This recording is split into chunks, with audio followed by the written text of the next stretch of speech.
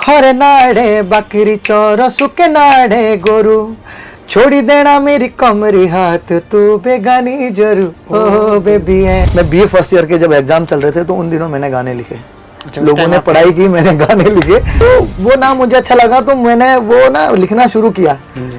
अब शायद हो सकता है कि ये ना मेरे लिए बड़ा लकी रहा हो। कलाकार वाली लाइफ मेरे को जीनी भी नहीं है। ये वो गीत है जो जॉन सार का सबसे पहला मिलियन क्रॉस करने वाला गीत है। इतने मेरे गाने नहीं थे जितने मैंने शोज करना शुरू कर दिया था। मैं एक दिन सुबह उठते ही जो है महेंद्र चौहान जी की एक पोस्ट देखता हूँ कि सनी ने मेरा गाना चोरी कर दिया। ऊंचे चल पहाड़े घूम दी गाँव रा नजारा देखना।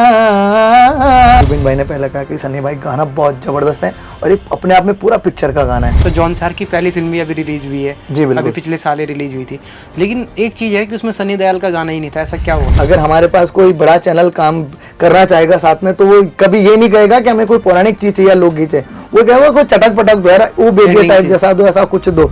चल मेरी बाठड़ी गे मेरे जानो छुड़फुरो, चुंग मेरी गाठुड़ी गे मेरे जानो छुड़फुरो। जब कोई पुरानी चीजों को गाता हूँ कि यार ये तो पुराने गाने गाता रहता है। अरे भाई वो डांस नंबर गाने ऐसे हैं 2 महीने 3 महीने वो अच्छा लगता है, उसके बाद उसको सुनना कोई नहीं सुनता, फिर कहता है चेंज करो। लेकिन ये इकलौता एक ऐसा गाना आप आज भी सुन लो, मुझे जैसे वो आता है ना तो वो माहौल ही अलग होता है। तो लिरिक्स पे इतना ध्यान भी नहीं देते हैं। आज दौर ऐसा हो गया, लोगों को वाइब चाहिए, फिर वो क्या गा रहा है क्या बोल रहा है वो सब चल पड़ता है। हो सजी बोलो धजी के चाली तू कॉलेजों के, हाय राधा रानी ये चाली तू कॉलेजों के। दिल्ली राजपथ पर वो झांकी आई, उत्तराखंड जब रिप्रेजेंट हुआ, उस झांकी में एक गीत था छुपी गोई डांडी डाड़ी चौमासा। छुपी गोई डांडी डाड़ी कुरेडोली चौमासे की रितो आई गोई। नमस्कार, आप सभी का स्वागत है हिली पॉडकास्ट में और मैं हूं आपके साथ राकेश त्रिवेण। आज हम गढ़वाल से थोड़ा जॉन सार की तरफ जाएंगे और जॉन सार की एक ऐसी आवाज़ जिनके गीत राजपथ से लेकर हिमाचल से लेकर गढ़वाल और कुमाऊं तक फैले हुए हैं। एक ऐसी आवाज़ जिनके गीत ऐसे हैं जब भी वो स्टेज शो पर उतरते हैं तो अलग ही माहौल बन जाता है। हमारे उत्तराखंड के बहुत ही प्रसिद्ध गायक सनी देओल। तो सबसे पहले सनी भाई आपका बहुत बहुत स्वागत है हिली पॉडकास्ट में। थैंक यू राकेश भाई। और सनी भाई आते हैं हमारे महासू देवता की भूमि से, क्योंकि जॉन सार अपने कल्चर के लिए, अपनी संस्कृति के लिए और अपने रीति रिवाजों के लिए जाना जाता है और आज भी बोला जाता है कि जॉन सार ने वो कल्चर बचा के रखा है। तो महासू देवता की धरती से आप आए हैं, तो महासू देवता का आशीर्वाद थोड़ा हमें भी दीजिए और हमारे दर्शकों को भी ज़रूर पहुँचाइए। चलिए, बहुत बहुत धन्यवाद राकेश भाई। और काफ़ी टाइम से हमारा था कि आज हो कल हो, लेकिन मैं थोड़ा सा बिजी था, गाँव में था जी। तो चलिए मैं शुरुआत थी, क्योंकि बहुत अच्छी बात है ये। मुझे अब ऐसा लग रहा है कि मैं एक स्टेज पे आ गया हूँ, क्योंकि मेरे जब भी कोई स्टेज रहता है तो वहाँ सबसे पहले मैं मासूम महाराज जी का ही सबसे पहला नाम लेता हूँ, उसके बाद सारी चीज़ें फिर जो भी होती मुझे खुद नहीं मालूम रहता। तो चलिए, मेरा एक बहुत सुंदर भजन अभी हाल में मैंने रिलीज किया हुआ है, मेरे देवा मासूआ, तो उसकी मैं चंद लाइन है आपके लिए। मेरे देवा मासूवा हम इच्छे आगे नो पाछे रख्या, आपड़े को दिनु कुणी साथ रोले हो मेरे देवा मासूवा। हो जो से जूनू टूटने दिया गाँव समाज नो बांटने दिया, जो से जूनू टूटने दिया गाँव समाज नो बांटने दिया, इसीनु दिया मोती देवा हो इसीनु दिया मोती देवा, कसी के चुबे नो कांडे घाडुले हम इच्छे आगे नो पाछे रख्या, आपड़े को दिनु कोणी साथ रले हो मेरे देवा मासूआ। जय महासू देवता, क्योंकि महासू देवता का मैंने भी दर्शन कर रखे हैं और अभी कुछ ज़्यादा टाइम नहीं हुआ, कुछ हाल ही में गए थे हम लोग भी वहाँ। अच्छा। लेकिन बहुत ही अच्छी जगह है, उसका जो स्ट्रक्चर है वो भी बहुत शानदार है, जो कहानियाँ हैं। थोड़ा सा मैं आपसे जानना चाहूँगा कि महासू देवता के बारे में क्या कहानी प्रचलित है या किस नाम से जाने जाते हैं? देखिए, मासू महाराज जो है वो 4 खुंड का राजा है, यानी चारों जगह का राजा है वो, चारों दिशाओं का जी। तो हमारे यहाँ भी जब उसको पुकारते हैं कोई, चाहे वो उसे आपत्ति हो चाहे कुछ हो, तो हमेशा ये कहता है कि तू 4 खुंड का राजा है, मेरी रक्षा करना। तो वो महाराज एक राक्षस थे, किरमिक करके, हाँ किरमिक करके एक राक्षस थे। तो उन्होंने जब बहुत सारा यहाँ अपना आतंक फैला दिया था, तो उससे बचाने के लिए एक ब्राह्मण थे हुणा भाट जी, तो वो कुडू कश्मीर से महाराज जी को लाए थे, मासू महाराज जी को, चारों भाइयों को। तो उसकी एक बहुत प्यारी कहानी है, आप उसको पढ़ना कभी किताबों में। यहाँ मैं बताऊंगा तो लंबा समय निकल जाएगा। तो उसी को अंत करने के लिए मासू महाराज जी यहाँ आए थे, और जब से वो यहाँ है जौनसार बाबर, तो ये धरती उन्हीं की मानी जाती है। और आज पूरा जौनसार बाबर जो है उनके चरणों में, उनके पास है। मासू महाराज जी के बारे में बोला जाता है कि 4 भाई थे, बसिक महाराज, पबासी महाराज, चालदा और मासू महाराज। तो इनकी अलग अलग क्या विशेषताएं हैं, अगर आप थोड़ा सा बता सकें कि अलग अलग क्या है? जैसे किसी को न्याय का देवता बोला जाता है, किसी को शक्ति का प्रतीक माना जाता है। देखिए ये 4 भाई हैं, चारों के अपने स्थान है, लेकिन एक जो भाई है चालदा महाराज, वो चालदा इसीलिए क्योंकि वो चलता रहता है। तो क्योंकि वो कुछ टाइम किसी देवता के पास है, कुछ टाइम किसी महाराज जी के पास है, तो ये है। और चारों इनकी जो माता है वो देवलाड़ी है, देवलाड़ी इनके माता का नाम है। और चारों भाई की अपनी अपनी विशेषताएं हैं। बड़े भाई बाशिक महाराज जी है, पबासी हैं, मासू को जो है बोठा मासू भी कहा जाता है, बोठा भी कहते हैं उनको। बड़ा भाई, हाँ, नहीं बड़े तो बाशिक महाराज है। अच्छा। बोठा जो है उनको एक नाम है, नाम दिया गया है बोठा महाराज जी। तो बोठा भी वही है, मासू भी वही है, बाकी बाशिक है, पबाशिक है, मासू और चालदा है जी। अगर आपसे पूछा जाए कि कितने साल पुरानी होगी ये स्टोरी, कितने साल पुरानी? अब ये तो बहुत पुरानी बात है। अब ये क्या, जब इस धरती पे देवता रहे होंगे तब की बात है। अब जी ऐसे मैं नहीं कह सकता कि, लेकिन जौनसार भावर, जौनसार के और की भावर के भी, जौनसार भावर, यहाँ तक कि हिमाचल भी मासू महाराज को मानता है, वहाँ भी मासू महाराज जी के मंदिर है जी। तो जौनसार और हिमाचल जी हमारे दोनों जगह के महाराज जी है, मासू महाराज जी।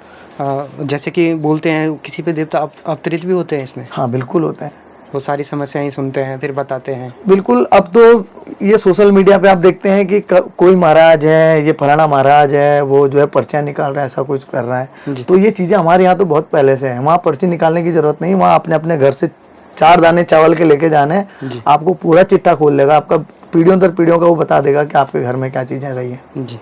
तो हमारे लिए चीज़ें नॉर्मल है। जो आज लोग देखते हैं ना टीवी पे, फेसबुक पे कि ये महाराज है या वो महाराज है, चलो ठीक है, अपनी अपनी जगह समय, किसी को ये भी नहीं कह रहा हूँ गलत है, सब अपनी अपनी जगह जिसकी आस्था है वो है।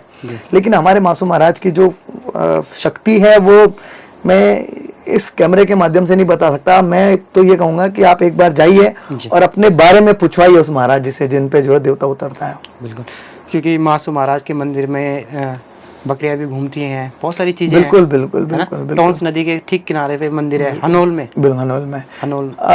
इसके कई थाने, हनोल है, थेना है जी, और लखवाड़ में है, लक्ष्य। मेरे खुद के गांव में भी मंदिर है मासू महाराज जी का जी। सनी भाई, आपके गाने तो हम लोग सुनते ही हैं, हमारे दर्शक भी सुनते होंगे, तो अब उनको भी बताना चाहता हूँ मैं कि आप जौनसार के किस गाँव से आते हैं, कौन से क्षेत्र से आप आते हैं? मेरे गाँव का नाम बिसोई है, और जैसे आपके यहाँ एक पट्टी होती है तो हमारे यहाँ खत बोलते हैं, पट्टी को खत बोलते हैं। तो खत बेलाड़ से हूँ मैं जी। बिसोई मेरे गांव का नाम है, और मेरा जो मामा कोट है लखवाड़ में ही बगल में है जी।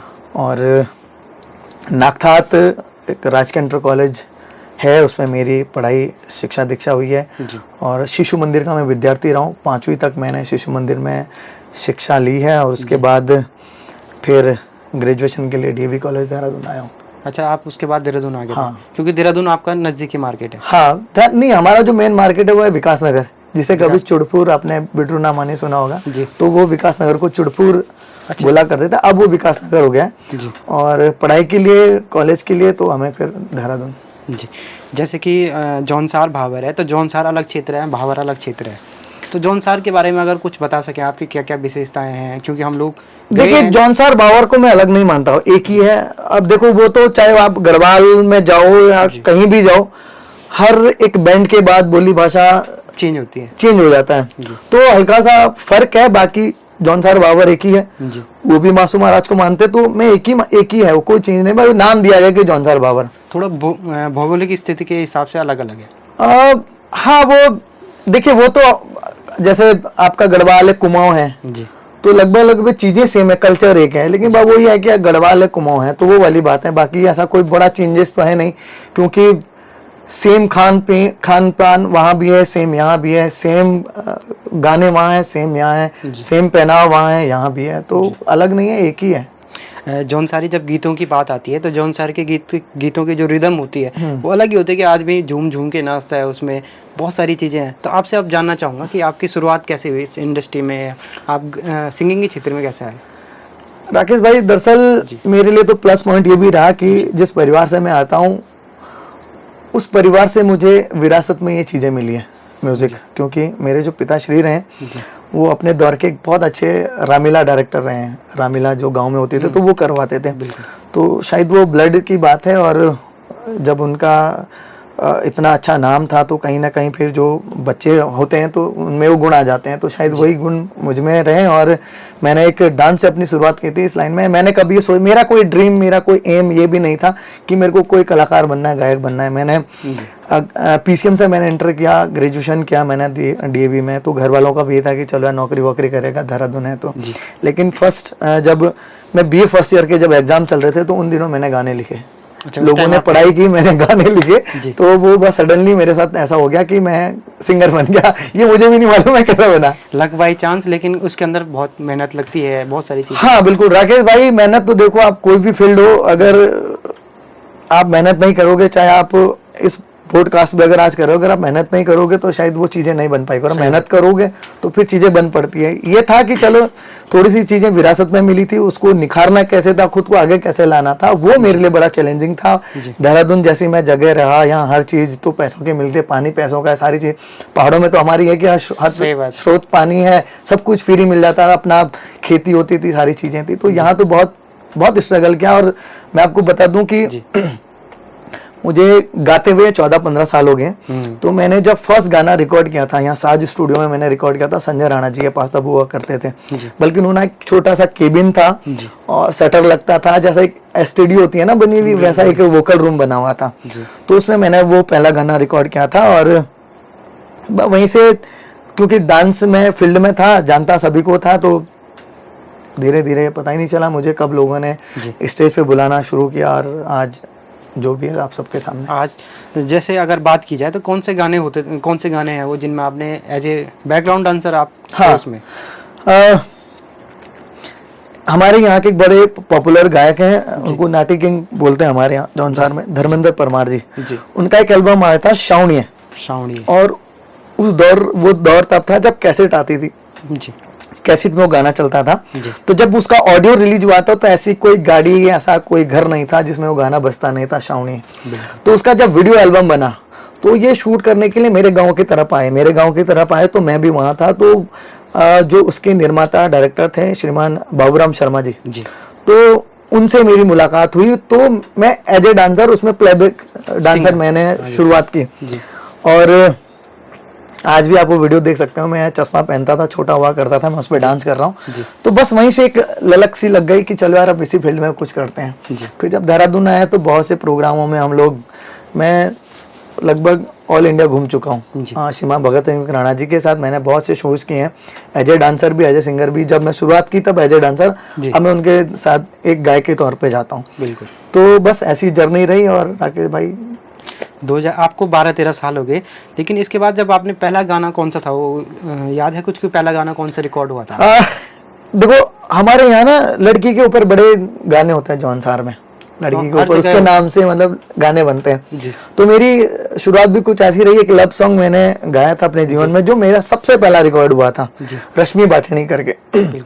वो गाना जब मैंने रिकॉर्ड किया तो फिर उसके बाद वो गाना बड़ा पॉपुलर हुआ। तो फिर अब मैं थोड़ा सा शैतान बचपन से ही था, मेरे अंदर झिझक नहीं थी, मतलब मैं नटखटी था बहुत। मेरे को मतलब किसी कुछ भी होता था मैं कर लेता, जो मुझे अच्छा लगता था मैं करता था। तो नाम ही सनी है। हाँ, नाम ही सनी है। तो सनी भी नहीं है मेरा नाम जी। मेरा जो रियल नेम है, जो डॉक्यूमेंट में, संदीप है। संदीप तो कितना अच्छा नाम था। लेकिन सन्नी मुझे मेरी दादी बुला करती थी और मुझे बड़ा अच्छा लगता था उनके। ये सन्नी वाला है, सन्नी की, ये सन्नी वाला सन्नी, शनिवार वाला सनी नहीं, वो तो शनि हो गया जी। ये सनी है ना जी। ये थोड़ा मॉडर्न भी लग रहा है। हाँ, तो वो नाम मुझे अच्छा लगा, तो मैंने वो ना लिखना शुरू किया। अब शायद हो सकता है कि ये नाम मेरे लिए बड़ा लकी रहा हो। और ये नाम आज सभी लोग, मेरे को संदीप से कोई जानता भी नहीं है, अब जो यार दोस्त है उनको भी अब जाके पता चला कि ये संदीप है। बिल्कुल।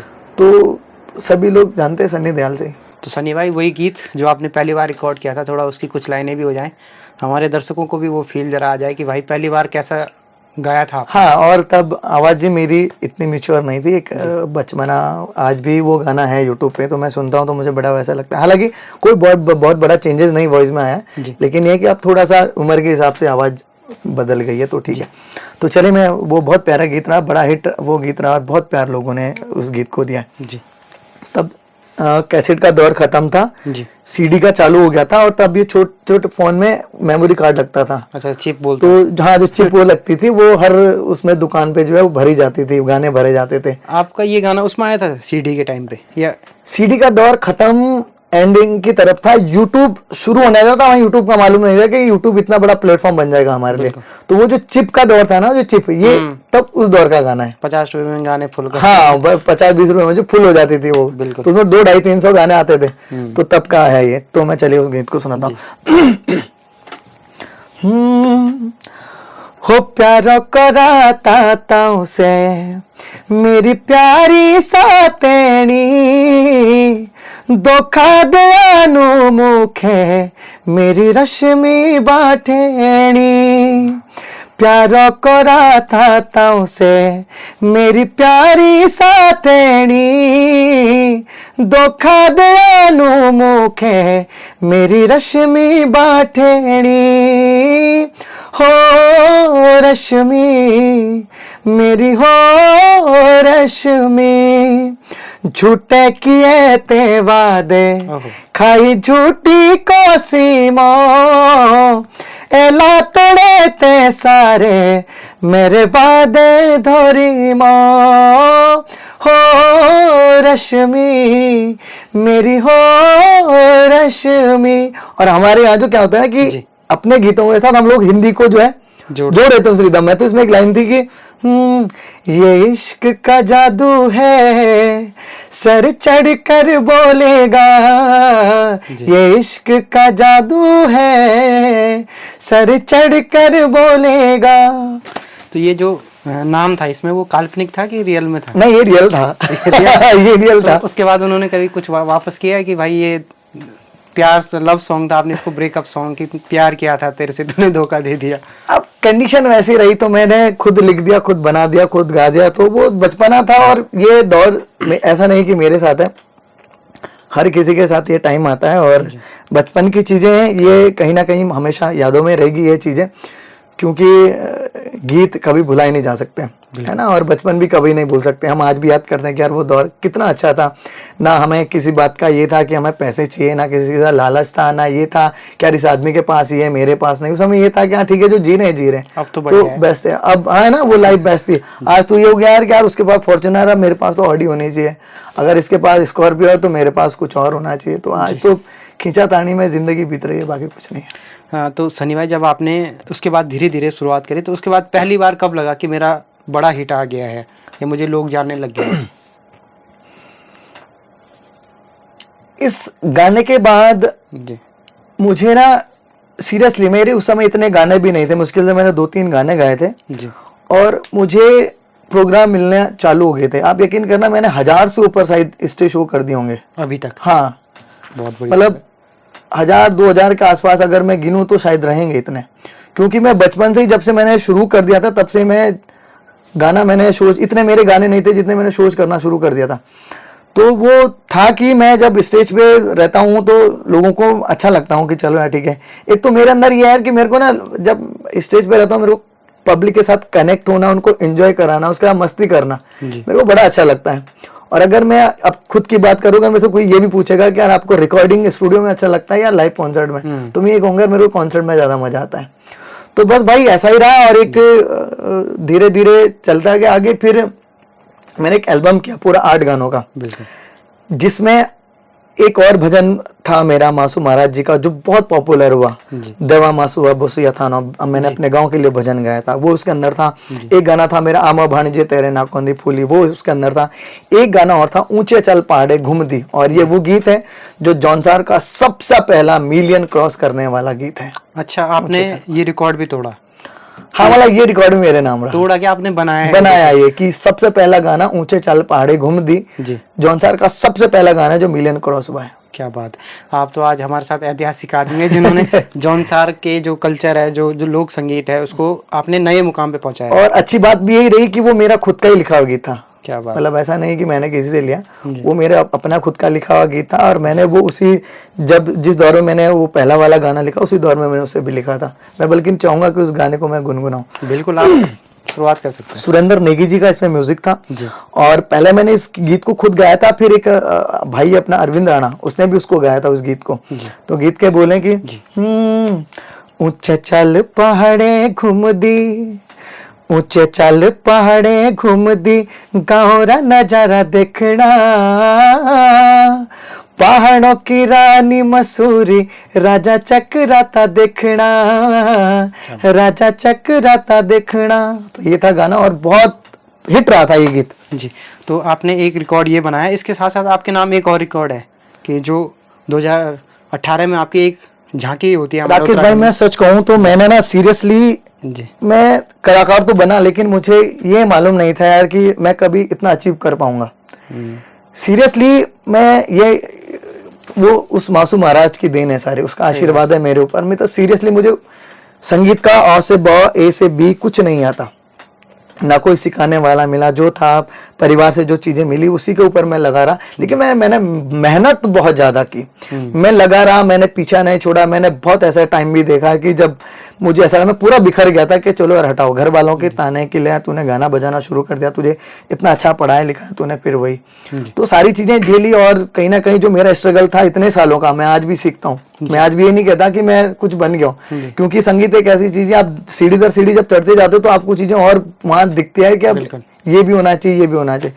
तो ऐसा ही मेरे साथ रहा। और फिर मेरा एक दौर आया कि जब मेरा गीत उत्तराखंड की झांकी, जब दिल्ली राजपथ पर वो झांकी आई, उत्तराखंड जब रिप्रेजेंट हुआ, जब पूरे देश ने, दुनिया ने उस झांकी को देखा, उस झांकी में एक गीत था छुपी गोई डांडी डाड़ी चौमासा, श्रीमान भगत सिंह राणा जी की वो रचना थी। और उस झांकी में वो गीत जब मैंने खुद भी देखा पहली दफे, तो मेरी खुद भी आंखें भर आई है कि आज मुझे पूरा देश सुन रहा है। वहाँ देश के प्रधानमंत्री बैठे हैं, बड़े बड़े लीडर हैं देश के, सब लोग बैठे हैं और उसको सुन रहे हैं, देख रहे हैं। तो यार इससे बड़ा क्या हो सकता है। सीरियसली मैं आज की डेट में ये कहता हूँ, भगवान से तूने जो दिया है ना, बस इसी को बनाए रखूं, मेरे को इससे ज्यादा कुछ नहीं चाहिए। बिल्कुल सही बात। तो जब आपने वो पहली बार वो गाना सुना था आपने उस टाइम पे 2018 में, जब राजपथ पे झांकी चल रही थी उत्तराखंड की, तो आपको पता था कि मेरा गीत बजने वाला है? दरअसल क्या हुआ, जो सूचना विभाग के डायरेक्टर हैं श्रीमान KS चौहान जी, वो गाना रिलीज हो गया था, तो उन्होंने मुझे फोन करके बोला कि ये गाना बड़ा अच्छा गाना है और इसको हम कोशिश कर रहे हैं। उनको ये था कि इसको थोड़ा सा अगर और चेंज हो सकता है, इसमें कोरस वोरस, तो ये अच्छा हो जाएगा। तो मैंने फिर इसका म्यूजिक श्रीमान सुरेंद्र नेगी जी ने किया हिमाचल से। तो मैंने उनको फोन किया, उन्होंने कहा कि यार अब तो इसका जो डाटा है वो नहीं है, बहुत मुश्किल हो पाएगा जी। तो मैंने सर जी को बोला, मैंने कहा जी यही है जो पड़ा हुआ है। तो जब उन्होंने मेरे को स्टोरी बताई, जब ये गाना दिल्ली राजपथ पर गया तो इसके साथ 3 गाने और थे उत्तराखंड के, वहां सेलेक्ट होते हैं कि कौन सा गाना जो है प्ले होगा। तो उसमें से मैं नाम भी नहीं लूंगा उन सिंगरों के, कि अच्छा नहीं रहता, जिनके वो गाने थे तो थे, और बहुत बड़े नाम है वो अपने आप में, उनके गाने भी थे। लेकिन जो सेलेक्टर थे उन्होंने कहा कि यार जो तीसरे नंबर का गाना है, ये KS चौहान जी के मैंने मुंह से ये बात सुनी है। तो उन्होंने कहा जो तीसरे नंबर का गाना उसको जरा दोबारा प्ले करो। तो जैसे वो गाना प्ले हुआ, उन्होंने कह दिया फाइनल कि ये गाना जो इस बार झांकी में होगा। तो मुझे भी नहीं मालूम था कि सिलेक्ट हो गया। जब उसकी रिहर्सल वायरल हुई उस झांकी की, तब मुझे एहसास हुआ कि हाँ यार ये गाना जो है कल, यानी कि 26-23 को 25 को उसका एक प्रोमो या जो रिहर्सल था वो आ गया था मेरे पास। तो दूसरे दिन जब सुबह हुई और सुबह जब झांकी निकली, हर टीवी चैनल पे, हर फेसबुक पे, व्हाट्सएप पे, वो सबके स्टेटस पे सारी चीजें, तो यार वो मेरे लिए बहुत बड़ा अचीवमेंट था कि यार आज मुझे जी ये भी नहीं कि मैंने कुछ हिंदी गाया, मैंने जिस जहां का मैं हूँ, जिस थाती माटी का हूँ मैं हूँ, जो मेरी पहचान है, जो मेरी आइडेंटिटी है, उसको गा के आज मुझे पूरा देश सुन रहा है, तो मेरे लिए बहुत बड़ी बात इसके सामने तो लाखों मिलियन फेल हो गए हो। यार। ये आपके लिए सारे समान अब है ना, वो सब वैसे लगते हैं कि नहीं यार, वो जो एक चीज थी ना, एक जो अचीवमेंट था, क्योंकि देश के प्रधानमंत्री बैठा हुआ है, पूरा हिंदुस्तान, पूरा वर्ल्ड आपको देख रहा है, तो इससे बड़ी क्या बात हो सकती है। ऊपर से पूरे जो राज्य है उसकी आप बिल्कुल झांकी में आप उसका आपका गाना है। हाँ बिल्कुल, और वो उसका नेतृत्व कर रहा है उस गाने में, जो वो गीत जो है उस झांकी को प्रेजेंट कर रहा है, तो प्रस्तुत कर रहा है, बहुत बड़ी बात है। जी, जब इतनी सारी बातें हुई गई हैं तो थोड़ा सा वही झांकी वाला बिल्कुल गीत पक्का पक्का हमारे दर्शकों को भी आप वही सुना दीजिए। बिल्कुल 2018-17 में ये गाना रिकॉर्ड हो गया था, और 18 में ये गीत को बहुत पॉपुलैरिटी मिली थी झांकी की वजह से। जी दूर लागे जांदे बेगरमी रे दिना, नेड़ाओ नड़िया शाओन रामीना। अभी का जो समय चल रहा है, सावन अब लग गया है, सावन लग गया। तो इस गाने के बोल हैं कि जो गर्मी के दिन है जी वो अब जा रहे हैं, और सावन जो है आ रहा है। शुरू होने जा रहा है, और इस सावन में जो पूरा सावन का महीना, उस पर आधारित ये गीत है। दूर लागे जांदे बेगरमी रे दिना, नेड़ाओ नाड़िया शाओन रामीना, छुपी गोई डांडी डाड़ी कुरेड़ोली चमासे की रितो आई गोई, छुपी गोई डांडी डाड़ी कुरेड़ोली चमासे की रितो आई गोई। कुरेड़ का मतलब जानते क्या होता है? हाँ तो कोहरा। हाँ जो कोहरा है ना, तो पूरी डांडी वांडी जो है पूरे पहाड़ चिप गए उस कोहरे से। जी उसमें एक लाइन है कि सूखे खड़े नड़े टूंदो फाटलो पानी, डांडे आओ कुरेड़ो चमासे की रानी, बड़ी जाओ नदिया चलो गाडो भरो, डांडे पड़ा मानी सुके जो करा डरो, हरी बरी फिरी गोई धारोई घासुले चमासे की रितो आई गोई, क्या बात। छुपी गोई डांडी डाड़ी कुरेड़ोली चमासे की रितो आई गोई। क्या बात। सनी भाई आपके हाथ में अगर माइक होता बढ़िया वाला ऑडियंस होती कम से कम 20-30 हजार, और उसके बाद म्यूजिक चल रहा होता पीछे, तो माहौल कुछ और होता। बिल्कुल बिल्कुल, क्योंकि मैंने आपके लाइव शो देखे हुए हैं, आपके लाइव शो में बहुत जबरदस्त आपका जो एनर्जी होती है वो लाते कहाँ से, आप क्या खाते हैं आप ऐसा कुछ? यार बॉस देखो, मैं ना सीरियसली, मैं जब कहीं वैसे बैठते हैं तो जब बात होती है ऐसा कलाकार तो मैं कहता हूँ देखो, मेरे को ना कलाकार वाली लाइफ मेरे को जीनी भी नहीं है। मैं वो कलाकार ना स्टूडियो में हूँ, मैं उस स्टेज पे हूँ, जब मैं कुछ गाऊं बजाऊं तब मैं कलाकार हूँ। मुझे आम इंसान की तरह जिंदगी जीनी है। राकेश भाई, मुझे खुद भी नहीं मालूम, मेरा कुछ फिक्स नहीं रहता स्टेज पे कि मुझे करना क्या है। मेरा सिर्फ एक फिक्स है कि मुझे जाके सबसे पहले मासूम महाराज जी को प्रणाम करना है, उनको वंदन करना है। उसके बाद मेरे साथ क्या होने वाला है, क्या होगा, मुझे नहीं मालूम ना। मैं कभी ये आपने देखो, अगर शो में नोटिस किया, मैं कभी डायरी कागज वागज मैं कभी नहीं देखता ना, मेरा कुछ फिक्स रहता है। मेरे को जो माहौल है, मेरे को माहौल के हिसाब से, अगर मेरा मतलब का माहौल है, तो फिर मुझे नहीं मालूम कि मैं क्या गाऊंगा, मैं बिड्रू पहले गाऊंगा, या ओ बेबी मैं गाऊंगा, मैं चौमासा गाऊंगा, या मैं चिंटू गाऊंगा, मुझे कुछ फिक्स नहीं है। फिर मुझे जो सामने जैसा मुझे लग रहा है कि ये माहौल है, तो ऑटोमेटिक चीजें वो फिर वो जो कलाकार है ना, अंदर का कलाकार, फिर वो जाग पड़ता है स्टेज पे, तो वही है। आपका नाम अब उत्तराखंड के लोक गायकों में भी आने लग गया, क्योंकि कई बार परीक्षा वाणी में भी आपका नाम ऐड हो गया है। जी जी बिल्कुल। कैसा फील होता है कि भाई अब मुझे एक लोक गायक हूँ, मेरी जिम्मेदारियां कितनी बढ़ती हैं? देखो यार, जिम्मेदारी अभी हाल में भी 2-3 एनजीओ ने मुझे सम्मान दिया है, तो जिम्मेदारियां बढ़ती यार। देखो, जब आपका एक नाम फेम बन जाता है ना, बिल्कुल। और राकेश भाई, अच्छा लगता है यार कि अगर आज हम घंटाघर पे खड़े हो जाते हैं या सर्वे चौक पे कहीं खड़े हो जाते हैं, तो 2 या 3 आदमी मिल जाते हैं कि यार आप सन्नी दयाल हो ना, तब बड़ा अच्छा लगता है कि चलो यार, इतनी तो पहचान बन गई कि चलो इस भीड़ में कोई आ रहा है हमारे पास। तो जैसा आपने पूछा, क्या पूछा आपने कि जब आपको लोक गायक बन गए, हाँ, है ना, तो जिम्मेदारियां वो जाहिर सी बात है बन जाती है, जब आपको इतने सारे लोग, आपको एक आपका फेस वैल्यू बन जाती है।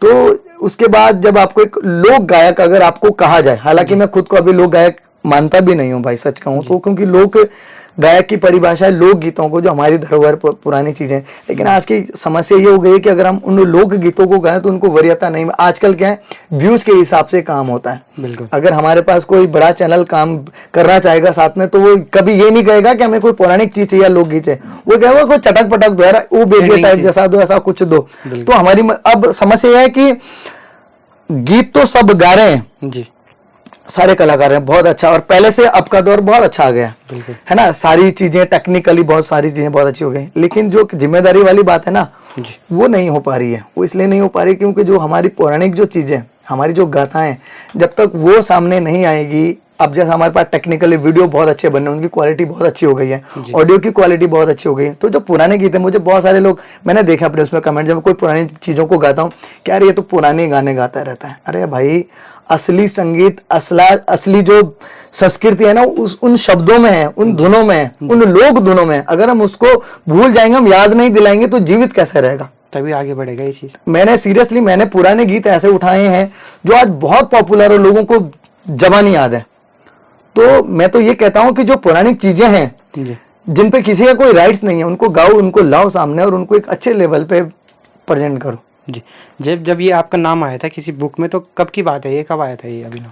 बस ये 5-6 साल हो गए हैं, बल्कि मुझे भी नहीं था मालूम कि मैं परीक्षा वाणी में कहीं जीके की किताब में मेरा नाम है। मुझे किसी ने उस पर गोला बना के रेड उससे जो है मेरे को भेजा कि आपका नाम, तो मैंने पूछा, मैंने कहा कौन सी किताब में, तो फिर उन्होंने बताया कि शायद वो तैयारी वैयारी कर रहा था, नौकरी वोकरी। ऑप्शन राइट, हाँ, उसमें था कि उसमें तो नहीं था? ऑप्शन में था जी। तो जीके की किताब में भी था और उसमें भी था, एग्जाम में भी आया हुआ था।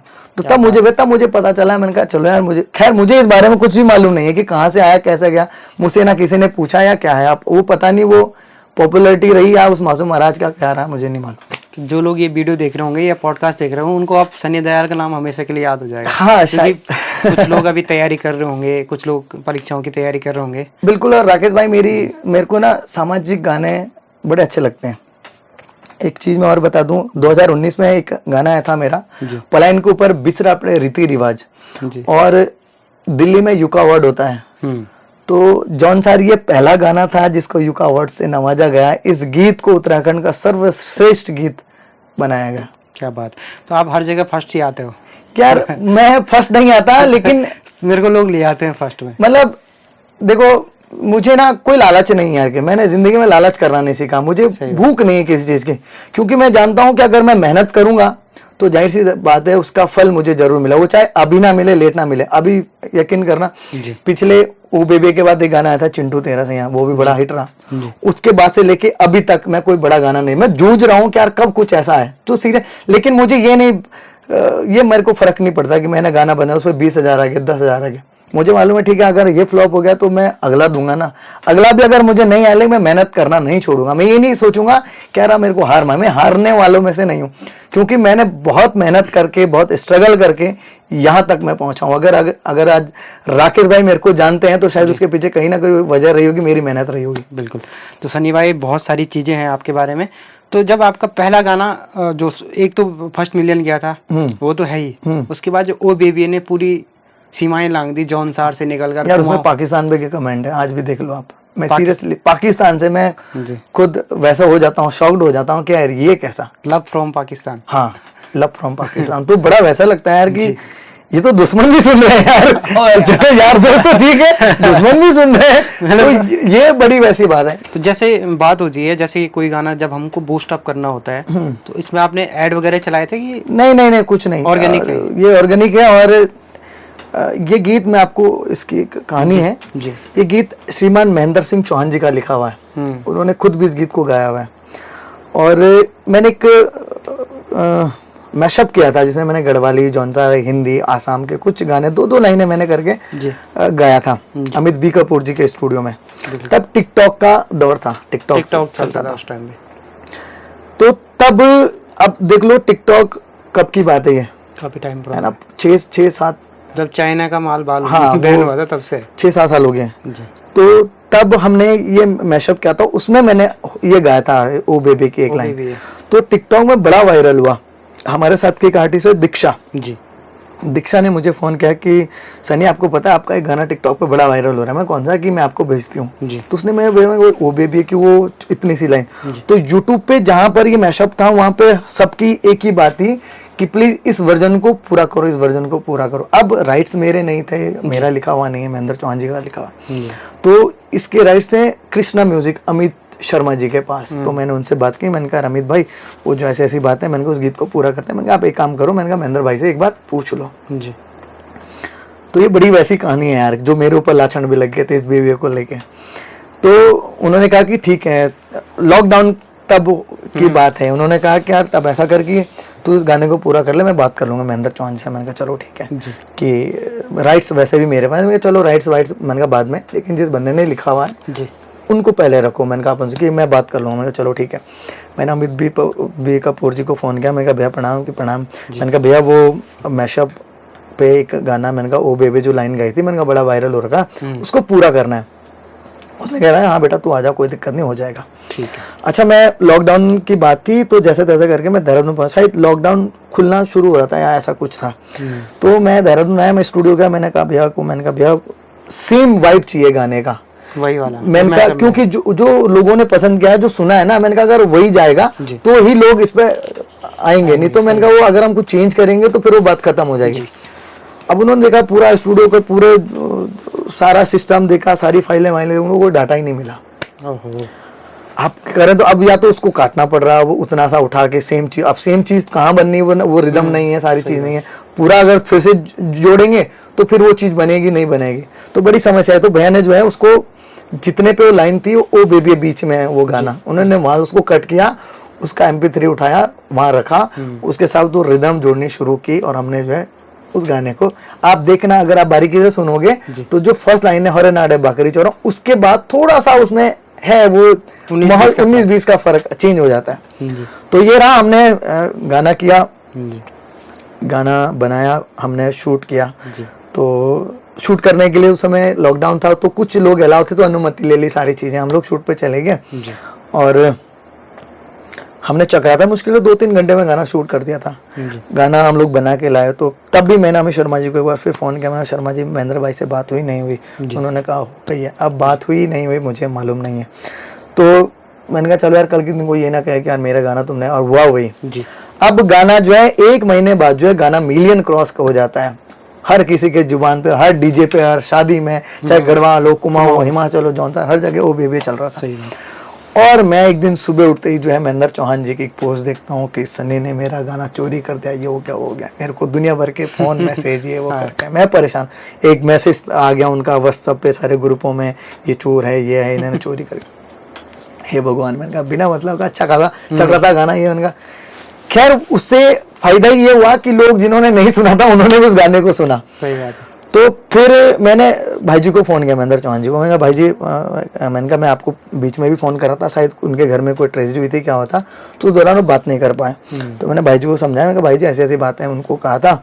तब जाके मैंने अमित शर्मा जी को उनको कॉन्फ्रेंस फ़ोन पर करके बताया, तो तब जाके चीज़ें क्लियर हुई। और आज गाना 1 करोड़ होने जा रहा है और जौनसार बाबर हमारे जौनपुर का ये पहला गाना है जो हर जगह फर्स्ट आते हो आप इस कंडीशन में है। और मैंने कहा कि पाकिस्तान से कमेंट हैं, बंगाल से कमेंट हैं, मुझे नहीं मालूम कि यार लोगों को क्या अच्छा लगे, लेकिन कुछ चीज़ें होती है ना कि जैसे अभी हमें एक अरबियन का कोई गाना था वो यहाँ बड़ा चल रहा था, तो सेम ये भी वैसा ही है। और फिर हाँ, उखड़ी बना नूला ऐसा कोई गाना था। तो संगीत की कोई भाषा नहीं होती है, ये जब कोई चीज़ किसी को अच्छी लगती है तो उसे फिर सब सुनते हैं, क्योंकि यहाँ वो भी चलता है गंगनम स्टाइल। हाँ, और मेरे साथ तो ये रहा यार कि मैंने जितने भी पुराने गाने नए वर्जन करके देने वो सारे हिट हुए। अब आप ये इसको बेबी को छोड़ा बिडरू पे हो, मेरे से पहले कम से कम 5-6 सिंगरों ने बिडरू गाया। तो ये किसी का लिखा हुआ गाना था? ये है श्रीमान नंदलाल भारती जी की रचना है, और नंदलाल भारती जी अपने आप में बहुत बड़ा नाम है। वो हम उनको लेखनी का सागर बोलते हैं, क्योंकि उनकी जो लेखनी है, वो जो लिखते हैं बहुत अल्टीमेट है, उसका कोई तोड़ नहीं है, बहुत शानदार उनके लिखे एक से एक गीत हैं, एक से एक बढ़कर एक गीत हैं। उन्हीं में से एक बिडरू, और बिडरू अब ऐसा बन गया है जैसा गढ़वाल में भेड़ू पाको बारो मासा है ना, जैसा वो कहीं भी गा दो, कैसे भी गा दो, माहौल बन जाता है, सेम बिडरू भी है। तो मैंने ये बिडरू की लाइन भी उस मैशअप में थी, आप देखो। बिल्कुल उस मैशअप में थी, तो उसमें भी कमेंट आ गए थे कि यार बिट्रू का पूरा वर्जन करो। सेम कंडीशन रही। मैंने फिर ये था कि चलो भारती जी से बात हो गई थी, उन्होंने कहा कि कोई दिक्कत नहीं है, मेरे जो गाने हैं वो सबके हैं, उनकी बड़ी अच्छी सोच लगती है मेरे को, तो बड़ा अच्छा। मैंने कहा चलो ठीक है। मेरे से पहले जो ओरिजिनल गाना है वो स्वर्गीय श्री जगत राम वर्मा जी का गाया हुआ है, वो आज इस दुनिया में नहीं है, लेकिन अपने आप में बहुत बड़ा नाम रहे हैं वो, और आज भी उनको याद करते हैं हम लोग, है ना। तो बिट्रू उन्होंने गाया था, तब सीडी का दौर था, तब बिट्रू आया था।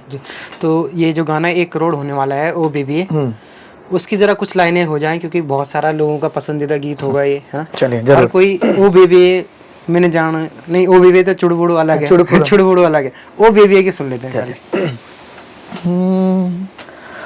हर नाड़े बकरी चोर सुके नाड़े गोरू, हर नाड़े बकरी चोर सुके नाड़े गोरू, छोड़ी देना मेरी कमरी हाथ तू बेगानी जरू, ओ बेबी है, हाय बेबी है तू बेगानी जरू, ओ बेबी है। एक हाथे मोबाइल करे दूजे हाथे घड़ी, एक हाथे मोबाइल करे दूजे हाथे घड़ी, हेलो हाय भी बाय कर दी तू नाच दी पड़ी, ओ बेबी है, हाय बेबी है तू नाच दी पड़ी, हो बेबी है। गजब। तो ये गीत बहुत सारे लोगों ने डीजे पे सुना होगा, आजकल इंस्टाग्राम पे भी ट्रेंडिंग में है। भाई साहब ये मेरा इकलौता एक ऐसा गीत है जी, मेरा नहीं कहूँगा, हमारा सबका है। बिल्कुल जी, कि पूरे 6-7 साल हो गए हैं तब से लेके आज तक ये गाना जो है ज्यों का त्यों फ्रेश के फ्रेश लगता है। मैं सीरियसली बहुत धन्यवाद अमित बी कपूर जी के इस वीडियो के माध्यम से, आपने जो इसमें म्यूजिक किया है ना वो सदाबहार हो गया। यानी 7 साल तक अगर किसी डांस नंबर को आप सुन रहे हैं ना, बहुत बड़ी बात है। डांस नंबर गाने ऐसे हैं 2 महीने 3 महीने में अच्छा लगता है, उसके बाद उसको सुनना कोई नहीं सुनता, फिर कहता है चेंज करो। लेकिन ये इकलौता एक ऐसा गाना आप आज भी सुन लो, वो जैसे वो आता है ना तो वो माहौल ही अलग होता है। बिल्कुल।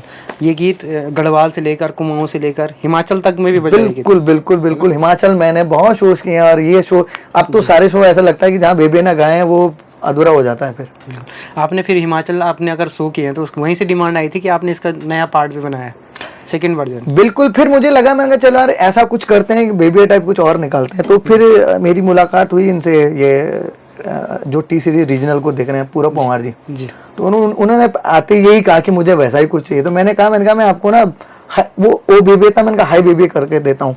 तो हमारे एक राइटर हैं नारायण सिंह चौहान जी, उनको मैंने कहा भाई जी कुछ ऐसा दो चटक सा। तब उन्होंने लिखा था कि हो तेरे नखरे भूले बिसरे चोरी चोरी मुलाकातों, दुस भर की वीडियो कॉल रात भर की बातों, ओ बेबी है, हाय बेबी है रात भर की बातों, ओ बेबी है। ऐसा था। क्या बात है। भले जॉन सार की थोड़ी लैंग्वेज थोड़ी बहुत टफ है, क्योंकि हम लोग इधर से हैं गढ़वाल की साइड से, तो थोड़ा समझने, लेकिन फील आ रहा है। हाँ वो तो समझने में तो आज की डेट में क्या है ना, आज लोग लिरिक्स पे इतना ध्यान भी नहीं देते हैं। आज दौर ऐसा हो गया, लोगों को वाइब चाहिए, फिर वो क्या गा रहा है क्या बोल रहा है वो सब चल पड़ता है। जी। तो जैसे सोशल मीडिया पे गाने ट्रेंडिंग होते हैं, कई सारी चीजें होती है, तो आप जब उन गीतों को सुनते हैं, कोई कहीं सा भी कुछ है, तो आप उस पर सोचते हैं कि भाई मुझे भी ऐसा कुछ बनाना है या नहीं? अगर मैं ये कभी नहीं सोचता है अगर इसने ऐसा किया तो मुझे भी ऐसा करना है। अगर मुझे वैसा ही करना होगा तो फिर वो उसमें और मुझ में फर्क है। मुझे को फिर ये लगता है कि मुझे कुछ हटके देना है, कुछ और करना है, तो मेरे को ये हमेशा रहता है। तो आप लगातार शुरुआत से ही लिखते आ रहे हैं गानों को? यार अब तो मैंने काफी टाइम से कुछ लिखा नहीं है। मेरा लास्ट गीत था जो मैंने राधा रानी है, जो रोहित भाई ने गाया था, बहुत पॉपुलर हुआ। हाँ बहुत हिट हुआ वो भी गाना। तो मैंने उसके बाद कुछ वैसा लिखा नहीं जी।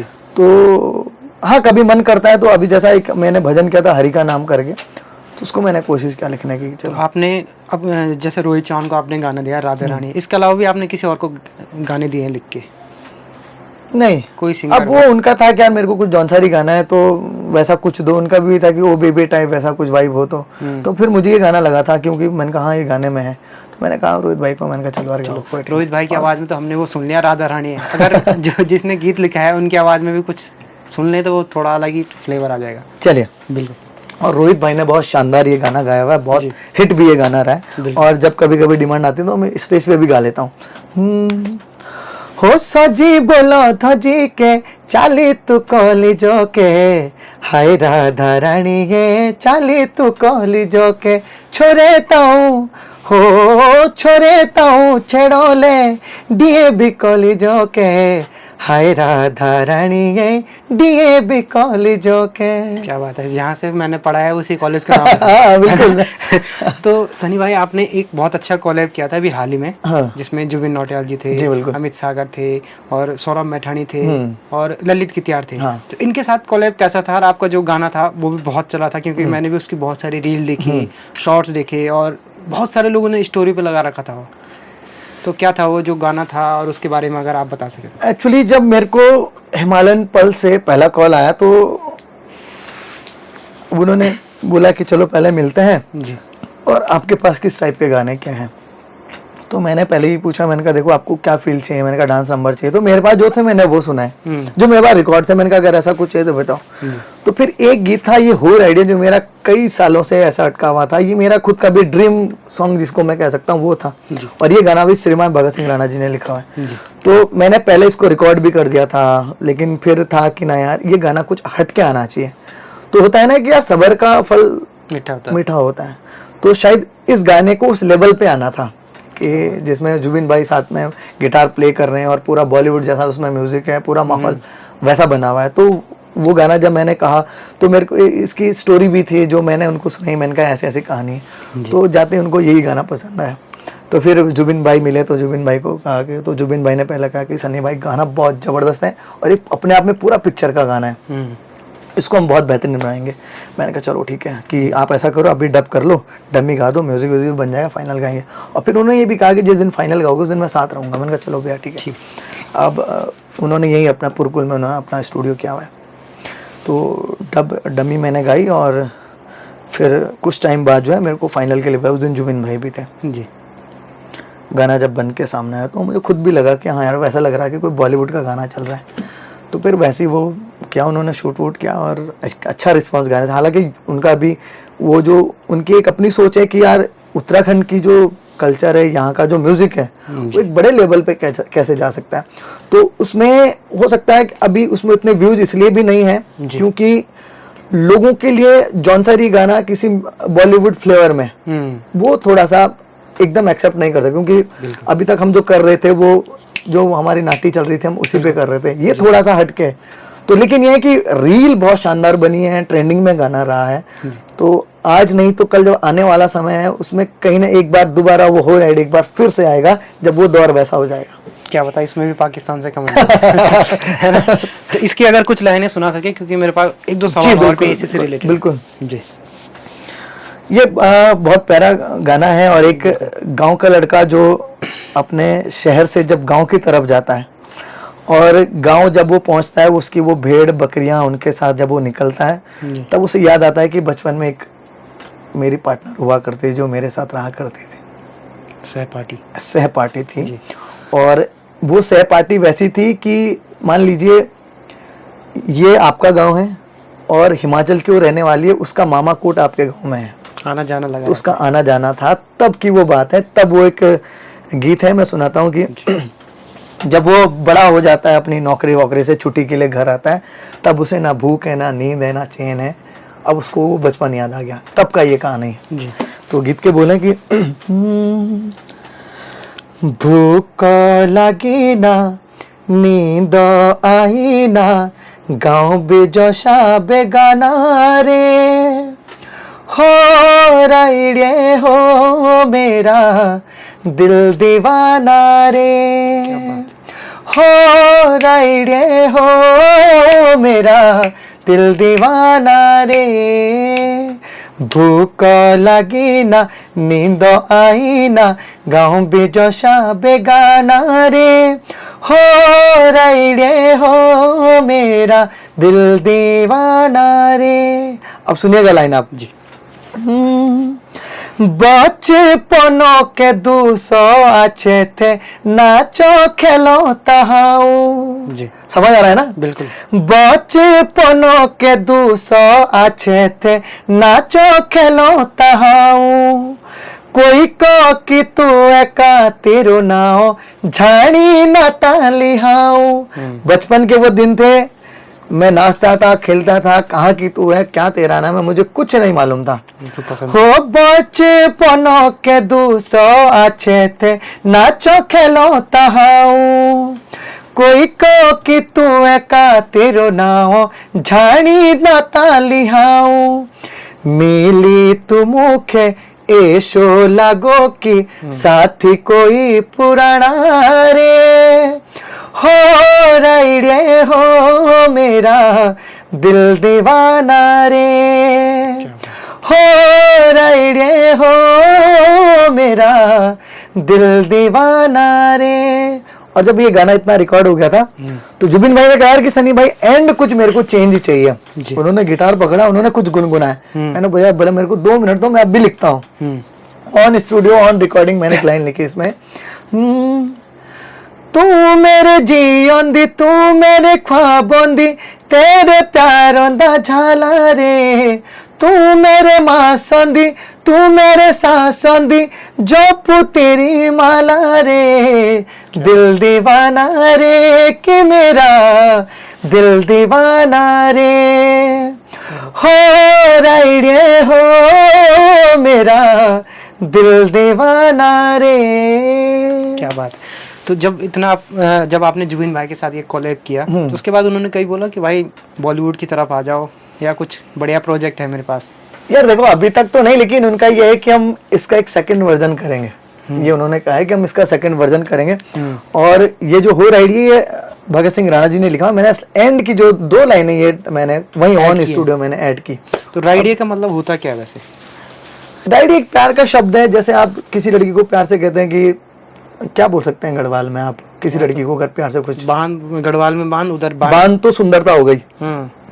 जैसे स्वाणी, कुछ है स्वाणी, हाँ स्वाणी मान लीजिए, तो वैसे कहते हैं कि प्यार से किसी, हाँ ठीक वो वाला शब्द। तो आप इतने लगातार स्टेज शो करते हैं, गढ़वाल में भी करते हैं, कुमाऊं में भी करते हैं, जौनसार हिमाचल तो करते ही हैं, तो कोई बांटनी मिली अभी तक? यार इस फील्ड में सारी बांटने हैं। मेरे को तो हर लड़की सुंदर दिखती है, लेकिन ये है कि अभी तक कोई ऐसा भी मैं नहीं कह सकता। बीच में एक था कि चलो जहां मैं, लेकिन चलो वो संजोग जहां नहीं होते बात नहीं बनती है ना। तो चलिए जब भी कोई ऐसा अब मुझे मिलेगी या है तो बहुत जल्दी मैं लेके आऊंगा सामने कि फाइनली जो है मिसेस दयाल जो मिल गई है। तो मतलब सीधे फोटो आएगी? हाँ सीधी फोटो आएगी। उनके लिए कभी आपने गाना लिखा है या उनको कभी सुनाया है कि भाई ये गाना मैंने कल स्टूडियो में सुनाया? स्टूडियो में बैठी थी साथ में? नहीं स्टूडियो में साथ नहीं, फोन पे मैंने कहा तुम सुनो। क्या बात है। तो अभी चल रहा है, कुछ ना कुछ पकड़ा है। अब यह है कि घर वालों का बहुत वो है, क्योंकि मैं घर का बड़ा बेटा हूँ। घर का बड़ा बेटा हूँ तो जिम्मेदारियां भी हैं और गांव समाज को भी देखना पड़ता है। बिल्कुल। और मम्मी पापा का भी है कि चलो अब कमा भी लेता है 2 पैसे तो ठीक है, अब समय से सारी चीज़ें समय से हो तो सही रहता है। क्योंकि अब एज भी हो गई कि अब शादी करने, साथ के जितने लगभग सबकी शादियां हो गई हैं, एक मैं ही छूटा, तो मेरे को भी अब ऐसा लगता है कि चलो ठीक है, चलो इसी साल तक कुछ ना कुछ अच्छी खबर। नहीं साल तो नहीं, लेकिन हाँ ये है कि इन 1-2 साल में शायद। तो इसके बाद जैसे कि अब लगातार आप शो करते हैं, तो कभी कोई फैन मिला है ऐसा कि जिसने, या कोई बांटने या कोई ऐसा लड़का मिला हो जिसने बहुत अच्छी बात कही हो जो बहुत पसंद हो आपको? यार ऐसे बहुत से लोग मिले हैं, क्योंकि आपके बारे में कहा जाता है कि जब लोगों के शो खत्म होते हैं तब आपकी शुरुआत होती है। यार देखो ऐसा बहुत दफ़े हुआ है कि मैं सीरियसली कई दफ़े मैं ना जब मुझे लोगों का प्यार मिलता है, मैंने एक वीडियो डाला था, मैं शो करके स्टेज से जैसे मैं उतरा पुरोला में तो मेरे को पूरी पब्लिक ने घेर लिया था सेल्फी वेल्फी लेने के लिए। और कुछ लोग होते हैं जो बड़ी अच्छी बात बोल देते हैं। तो हमेशा एक लड़की थी, उसने कहा था कि यार मुझे आपकी सादगी बड़ी अच्छी लगती है कि आपके अंदर अहंकार नहीं है, आप जैसे सामने से हो वैसे ही हो। तो मैंने उस दिन उस चीज़ को बड़ा नोटिस किया। मैंने कहा यार इसको ना हमेशा आगे के लिए रखना है कि यार चलो, ताकि किसी को ये ना लगे कि यार नाम बना लिया कुछ ऐसा तो इसके अंदर अहंकार आ गया, या मैं कभी नहीं चाहता मैं कभी मैं वाली चीज़ें आ जाए। सही बात। बाकी आपने जौनसार के गाने तो गाए, गढ़वाली भी गाए हैं। एक गाना आपका बहुत अच्छा था, वो फिल्म का गाना है। हाँ वो अभी एक फिल्म आने वाली है, अपनों घर करके, और लेकिन ये गाना रिलीज हो चुका बहुत। हाँ, गाने रिलीज हो गए हैं उसका। मतलब मैं शुरू से कह रहा हूँ कि मेरे लाइफ में कुछ चीजें ऐसे रही जिसको मुझे मालूम नहीं। एक और अचीव मैंने किया कि जिन लोगों को हमने कभी पिक्चरों में, फिल्मों में, टीवी में देखे हैं, गुंडे को रोलों में खतरनाक विलेन हुआ करते थे, उनके लिए मैं गा रहा हूँ, वो मेरी आवाज में जो एक्टिंग कर रहे हैं, तो वो मेरे लिए बड़ी बात है। और थोड़ा वो गाना, क्योंकि वो गाना बहुत सारे लोगों ने सुना भी होगा। हाँ, और वो एक पिक्चर आ रही है, अपनों को अपनों घर, और उसमें दो दोस्त हैं जो कहता है कि यार इस गांव में कुछ नहीं रखा हुआ, तू शहर चल, शहर में जो है ये भी है वो भी। वो कहता है यार कि तू क्या जानता है इस गांव के बारे में। सूर्यपाल उनकी रचना है, उन्होंने लिखा हुआ, मैंने सूर्यपाल भाई ने गाया हुआ है। और मुझे अगर याद होगा उसकी लाइनें तो मैं कुछ गुनगुना देता हूँ ना।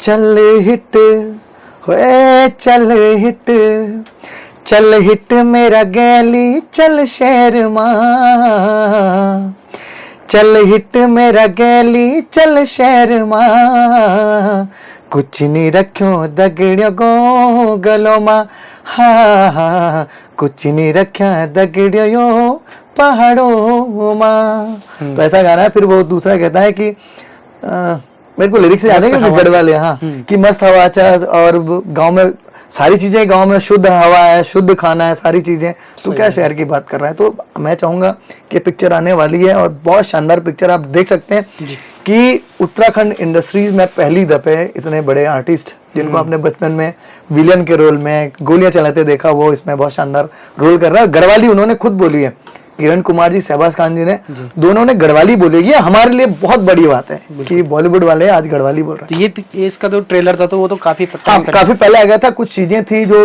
टेक्निकली रही होंगी, तो चक्कर से फिल्म रिलीज नहीं हो पाई, लेट हो गई। तो शायद हो सकता है इस 1-2 महीने में जो है सिनेमाघरों में। इसी में एक आप जॉन सार की तरफ से हैं, तो जॉन सार की पहली फिल्म भी अभी रिलीज हुई है। जी बिल्कुल, अभी पिछले साल ही रिलीज हुई थी। लेकिन एक चीज है कि उसमें सनी देओल का गाना ही नहीं था, ऐसा क्या हुआ? देखिए, अब ये तो मैं कुछ नहीं कह सकता। अब जिन्होंने पिक्चर बनाई है, उन्होंने जिन सिंगरों से गवाया है, शायद वो उनके नज़र में बेस्ट रहे होंगे, मैं यही कह सकता हूँ। बाकी मुझे इस बात की खुशी है कि चलो कहीं ना कहीं मैं उसमें हूँ या नहीं हूँ, लेकिन मेरे भाई उसमें हैं, मेरा जौनसार उसमें है, मेरे जौनसार के लोग उसमें हैं, ये अपने आप बड़ी बात है। और वो अब बड़े पर्दे पे देखिए। आपने फिल्म देखी? हाँ, मैंने पिक्चर देखी है। और जो उसके डायरेक्टर, उन्होंने खुद फोन करके केएस चौहान जी ने मुझे कहा कि पिक्चर देखने जरूर आना है। पिक्चर देखने के लिए बुलाया, लेकिन गाने के लिए नहीं बुलाया। चलिए, वो बात अलग है, वो उनका क्या रहा, वो उसको मैं नहीं कह सकता। अभी कुछ है कोई किसी पिक्चर में आपका गाना आने वाला हो, या कुछ ऐसा प्रोजेक्ट हो जिसमें आप काम कर रहे हो आजकल?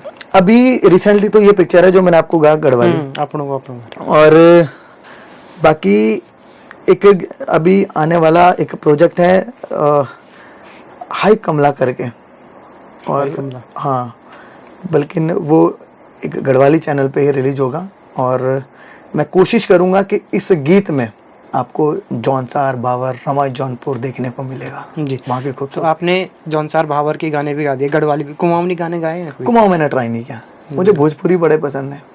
हुआ है कभी भोजपुरी से ऐसा कि भोजपुरी गाने का कुछ आया?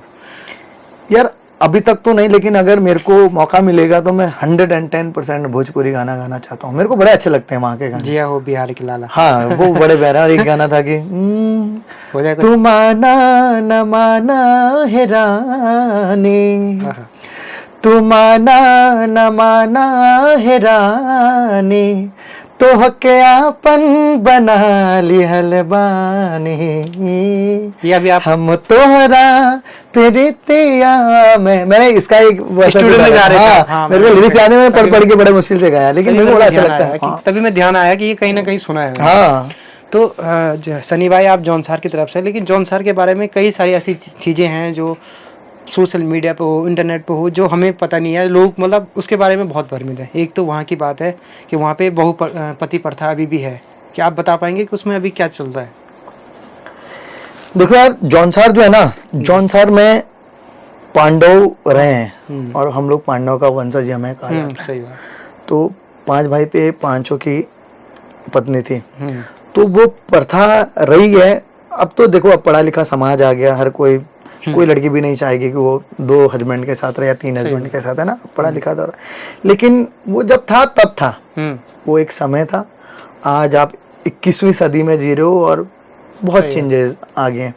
और राकेश भाई, मैं हो चाहे आप हो, हम इस युग के वो लोग हैं जिन्होंने इतना बदलाव देखा है। सही। हमने वो दौर भी देखा है जब लाइट नहीं हुआ करती थी, घर में जो है एक लैंप वगैरह। दिया होता था, उसमें एक बत्ती जलती थी मिट्टी का तेल डाल के जो है। तो हमारी शुरुआत वहां से लेके जहाँ जब देख लो चारों तरफ लाइट है, एसी लग गई है सही है ना, शीशे लग गए, सब कुछ हो गए।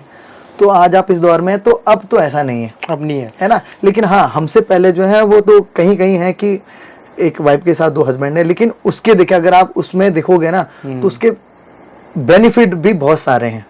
बेनिफिट एक तो परिवार एकजुट रहता है। हालांकि हो सकता है ये लोगों को ये बात पसंद नहीं भी आएगी, क्योंकि अब देखिए वो इस दौर से अगर आप इस दौर में सोचोगे तो सही नहीं है, लेकिन उस दौर में वो चीजें ठीक थी कि परिवार बंदिश रहता था, एक भाई था वो नौकरी करता था, एक भाई घर में रहता था, बच्चे पढ़ते थे लिखते थे, तो सारी चीजें थी। तो वो उस दौर की बात है। अब आप इस समाज में परंपरा को लेकर चल रहे थे। थी, बट अब नहीं है। अब ऐसा नहीं है। अब कौन ऐसा भाई नहीं, बिल्कुल जी नहीं। तो इसके बारे में एक और भी चीज बोली जाती है जौनसार के बारे में कि काला जादू करते हैं कि कोई सब बेकार की चीजें हैं। कोई नहीं अरे होता यार ऐसा काला जादू होता तो सबसे पहले हम पाकिस्तान में काला जादू करते हैं। सही बात है। लेकिन ये मिथ ये जो अफवाहें हैं ये फैलती कैसे हैं? देखिए ये दरअसल क्या है ना कि ये किसी ने मजाक में बोल दिया होगा और वो बात जो है लोगों को ऐसा लग गया कि शायद ऐसा हो। मैं आपको हमारे जौनसार की जो खासियत है मैं आपको बताता हूँ। वहाँ आज भी अतिथि देवो भव। आप एक बार वहाँ चले जाओगे भाई साहब, आपको वहाँ से आने का मन नहीं करेगा। बिल्कुल, क्योंकि अब कोई यहाँ से आया होगा, वहाँ रहा होगा, उसको लोगों ने वहाँ इतना आदर सत्कार दे दिया, हो सकता है उसको कोई वहाँ लड़की पसंद आ गई होगी, वहाँ से वापस ना आया हो, तो इसमें हमारे जौनसार की क्या गलती? सही बात है। अब तुमने यहाँ आकर ये बोल दिया कि यार वहाँ तो जो है वो ऐसा कुछ कर देते हैं कि वहाँ वापस नहीं आ पाते, तो ऐसा नहीं है। प्यार है, लोग आपकी इज्जत करते हैं, सम्मान करते हैं। और हम उस समाज से आते हैं यार कि जब हमारे घर में मेहमान आता है तो हम सबसे पहले उसके पैर धुलाते हैं।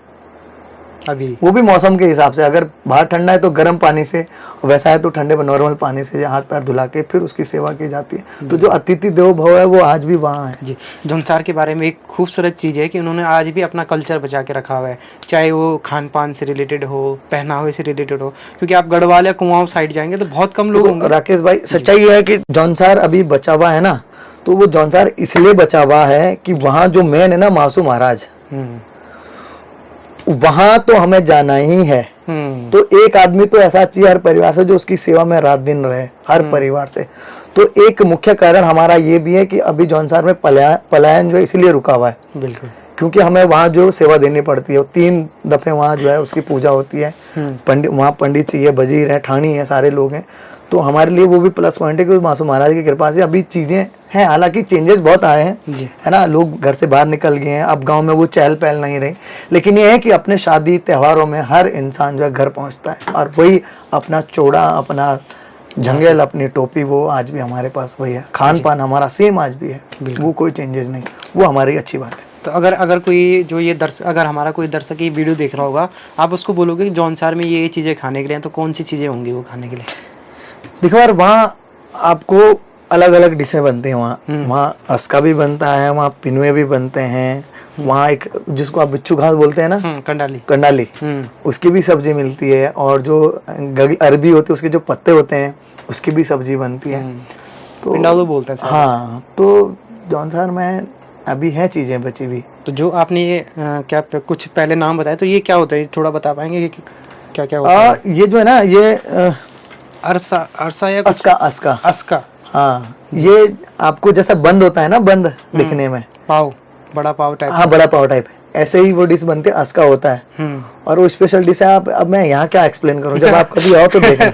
फिर ये अगर कुछ कैसे, और उसको जो है वो उसकी एक अलग से जो है तवा होता है उसका ना, वो थोड़ा सा नीचे से घेरा होता है ऐसा, उसमें डाल के उसके ऊपर ढक्कन लगता है। और फिर वो जब निकलता है तो ऐसा लगता है बंद होगा, मतलब वैसे तरह फूल के आता है, और वो घी के साथ वैसे खाया जाता है। बहुत शानदार डिश बनती है। तो शायद यही खान पान की वजह से आपकी आवाज में इतना निखार भी आया है ना? शुद्ध खाया, शुद्ध लिखा, शुद्ध बोला। बिल्कुल बिल्कुल बिल्कुल। और कहीं ना कहीं देखिए, हम तो कहते हैं कि यार हमने अपने यहाँ के लिए ये कर दिया, हमने गढ़वाल के लिए ये कर दिया, हमने जौनसार के लिए कर दिया, ऐसा कुछ नहीं होता। हम कुछ नहीं कर पाते, बल्कि वहाँ की जो संस्कृति उसने उल्टा हमें दिया है कि तुम ये करो। तो अगर किसी के अंदर ये चीज़ है कि यार हमने किसी कहीं के लिए ये कर दिया या वहाँ के लिए कर दिया, नहीं है। या हमें मिला है, दिया है, वहाँ से मिला है, हमने लिया और फिर हमने जाके इसको अपने तरीके से पेश किया जी। क्योंकि एक आर्टिस्ट होता है, वो अपनी जो आर्ट फॉर्म है उसके जरिए अपना जो कल्चर है उसको प्रमोट करता है बिल्कुल, किसी भी लेवल पे। बिल्कुल। और जैसे कि आपने गानों के हिसाब से अपना कल्चर दिखाया है, जी। क्योंकि वही उन्हीं के गानों की बदौलत आप जो राजपथ पे झांकी निकली बिल्कुल, आज बिल्कुल। उन्हीं की बदौलत है। बिल्कुल, बिल्कुल। तो क्या रियाज का क्या प्रिपरेशन रहता है, कैसा शेड्यूल रहता है, अब रियाज कितना करते हैं?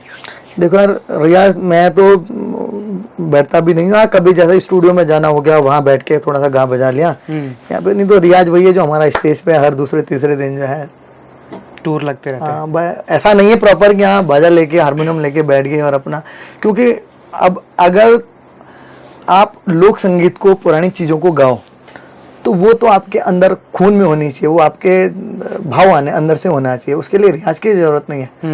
और जो फोक आर्टिस्ट होगा ना, जो ट्रेडिशनल गाता होगा, उसको रियाज की जरूरत पड़े। यार हम तो कुछ भी नहीं, मैं तो खुद को शून्य मानता हूँ। गांव की तरफ आप जाएंगे, जिन जो असली फोक गाने वाले हैं, आप उनको सुनोगे तो लगता है यार उनकी मुर्गियां सुन के लगता कि हाँ यार असली चीज। हम तो कुछ गा ही नहीं रहे भाई, हम तो वो गा रहे हैं जो किसी ने लिख के रचना दे दी, पुरानी चीजें। इसलिए मैं कह रहा हूँ यार कि मेरा बड़ा मन रहता है कि जो पुरानी जो चीजें उनको दोबारा लाया जाए, कि असलियत ये है जी।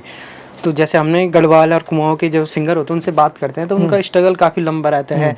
कई लोग होते हैं कि जो इंडस्ट्री छोड़ देते हैं। अगर आपसे पूछा जाए कि अगर आप सिंगर ना होते, अगर इतना सक्सेस ना मिलती, तो फिर क्या करते आप? क्या ऑप्शन बी क्या होता है एक सिंगर के लिए? यार मैं पढ़ने में अच्छा था, मैं कहीं ना कहीं नौकरी वोकरी में होता। फॉरेस्ट गार्ड, ये क्या बोलते हैं, ग्राम विकास अधिकारी लग जाता है? नहीं मतलब मेरा शुरू से था, मैं फोर्स में मेरा बड़ा मन था, क्योंकि मैं बचपन से मैं एथलीट्स भी रहा हूँ और मैं टीम के मेंबर भी हैं दौड़ने भागने में मैं बड़ा अच्छा था। मैं 19 फीट लॉन्ग जंप मैं मारता था, और क्या कहते हैं हाई जंप में 4-5 फीट में हाई जंप कूद लेता था। तो मैं एक अच्छा एथलीट्स रहा हूँ बचपन में। तो आप कहीं ना कहीं मैं फोर्स में होता, पुलिस आर्मी फौजी में कहीं ना कहीं। ठीक। तो कोई ऐसा कोई शख्स याद आता जिसको आप पहली बार बताया हो कि भाई मुझे सिंगर बनना है? किसी को बताया हो आपने कि भाई अब मेरी चॉइस ये है, मुझे इसमें अपना करियर? मैंने किसी को बताया ही नहीं, क्योंकि मेरा एम ड्रीम ऐसा कुछ था ही नहीं कि मेरे को सिंगर बनना, ये तो था ही नहीं जहन में। वो तो मेरे साथ इत्तेफाक हुआ कि हाँ मैंने कुछ गाया और वो लोगों को अच्छा लगा, मैं स्टेज पे कुछ गाया तो वहाँ लोगों का मेरे को अच्छी चीज़ें देखने को मिली। तो मैं फिर पता ही नहीं चला मेरे को कि अब फिर मेरे को था कि अब इसी में करना जो है वो यही है। घर की गालियाँ भी सुनी कि तेरे को अच्छा पढ़ाया लिखा है, तो ठीक है तूने नाचना गाना शुरू करे तो फायदा क्या हुआ। मैंने बोला ठीक है, अब 1-2 बारी बोला, लेकिन जब जैसे कहीं शो करने गया, कोई बड़ा स्टेज मिला वहाँ, जैसे दूसरे दिन अखबार में आ गया कि सन्नी देओल के गाने से झूमे डीबीएस कॉलेज में, या सन्नी देओल के गानों ने मचाई धूम फलानी जगह। तो जब दूसरे दिन पापा अखबार देखते थे तब उनको लगता वो अगर इस पॉडकास्ट का अगर टाइटल आप देंगे तो कैसा होगा इसका टाइटल? यार वो देख लो, वो अब अपने हिसाब से आपको इसमें ऐसी क्या चीज लगी वो आप दे सकते हो। अगर आपसे पूछा जाए ये पूरी जो भी हमने बातचीत करी इसका टाइटल क्या बनेगा, तो मैं आप आज वही रखूंगा। लिख देना जर्नी ऑफ सन्नी देओल, और क्या कर सकते नहीं ये तो बहुत हल्का पड़ जाएगा लेकिन क्योंकि मैंने सारी चीजें बता दी, और क्या बोलूं नहीं ये बहुत हल्का हो जाएगा। लेकिन एक चीज है, आपका एक गाना है बिडरू न माणी है, मैंने जाना चुड़ बोड़ो, अगर उसकी कुछ लाइनें सुनाए तो तब शायद लोगों को लग जाएगा कि ये वजनदार हो गया है कुछ। अच्छा तो आप ठीक है। हाँ ये गाना भी मैंने कहा ना यार कि कुछ मैंने जो पीछे के गाने थे उनको जो मैंने दोबारा रीमेक करके दिया हूँ वो बड़े पॉपुलर हुए हैं, चाहे वो बेबी हो चाहे बिडरू हो। बिडरू गाना हमने 2 साल पहले रिकॉर्ड कर लिया था और ठीक 2 साल बाद वो गाना जो है ट्रेंडिंग में आया इंस्टाग्राम पे। और ये गाना 4 लाख 5 लाख के आसपास ये अटका हुआ था, और इन्हें 2-4 महीनों में वो 1 मिलियन क्रॉस करके वो 16 लाख के आसपास वो।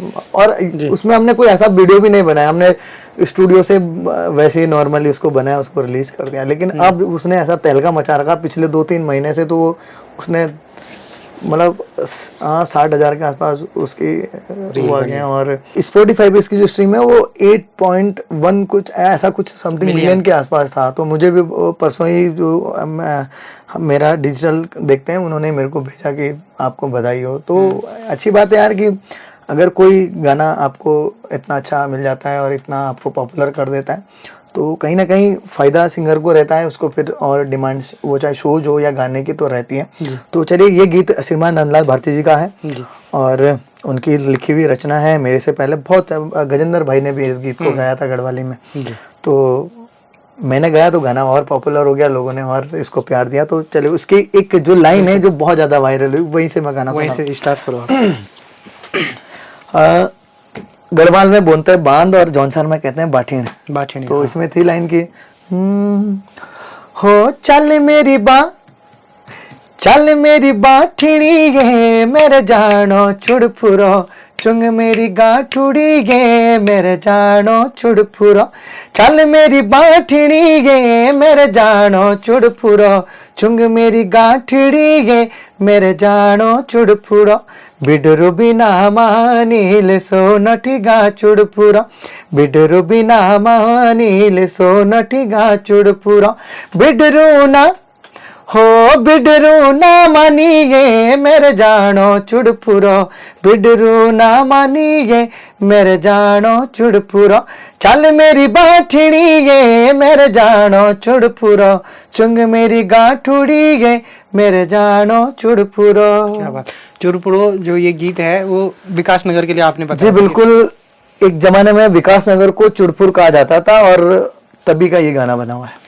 एक बात तो है, सनी दयाल भाई बहुत ऐतिहासिक आदमी है, जहाँ भी जाते हैं आप मतलब जो भी ये पॉडकास्ट दिखेंगे उसको सिर्फ ना आपके गाने सुनने को मिलेंगे, कई सारी चीजें उसको सीखने को मिलेंगी, है ना। यार मैंने गाना गाया था पावणे, और अभी एक मैंने क्वेश्चन देखा कि जौनसारी में मेहमान को क्या बोलते हैं? पावणे। पावणे, तो हमारे उसको पौना बोलते हैं। हाँ, तो हमारे पावणे बोलते हैं। तो किसी भाई ने वो स्टोरी लगाई थी, वो उसने वो जो एग्जाम में आया था वो, और उसके साथ वो मेरा गाना ऐड किया था, हम आए पावणे तेरे।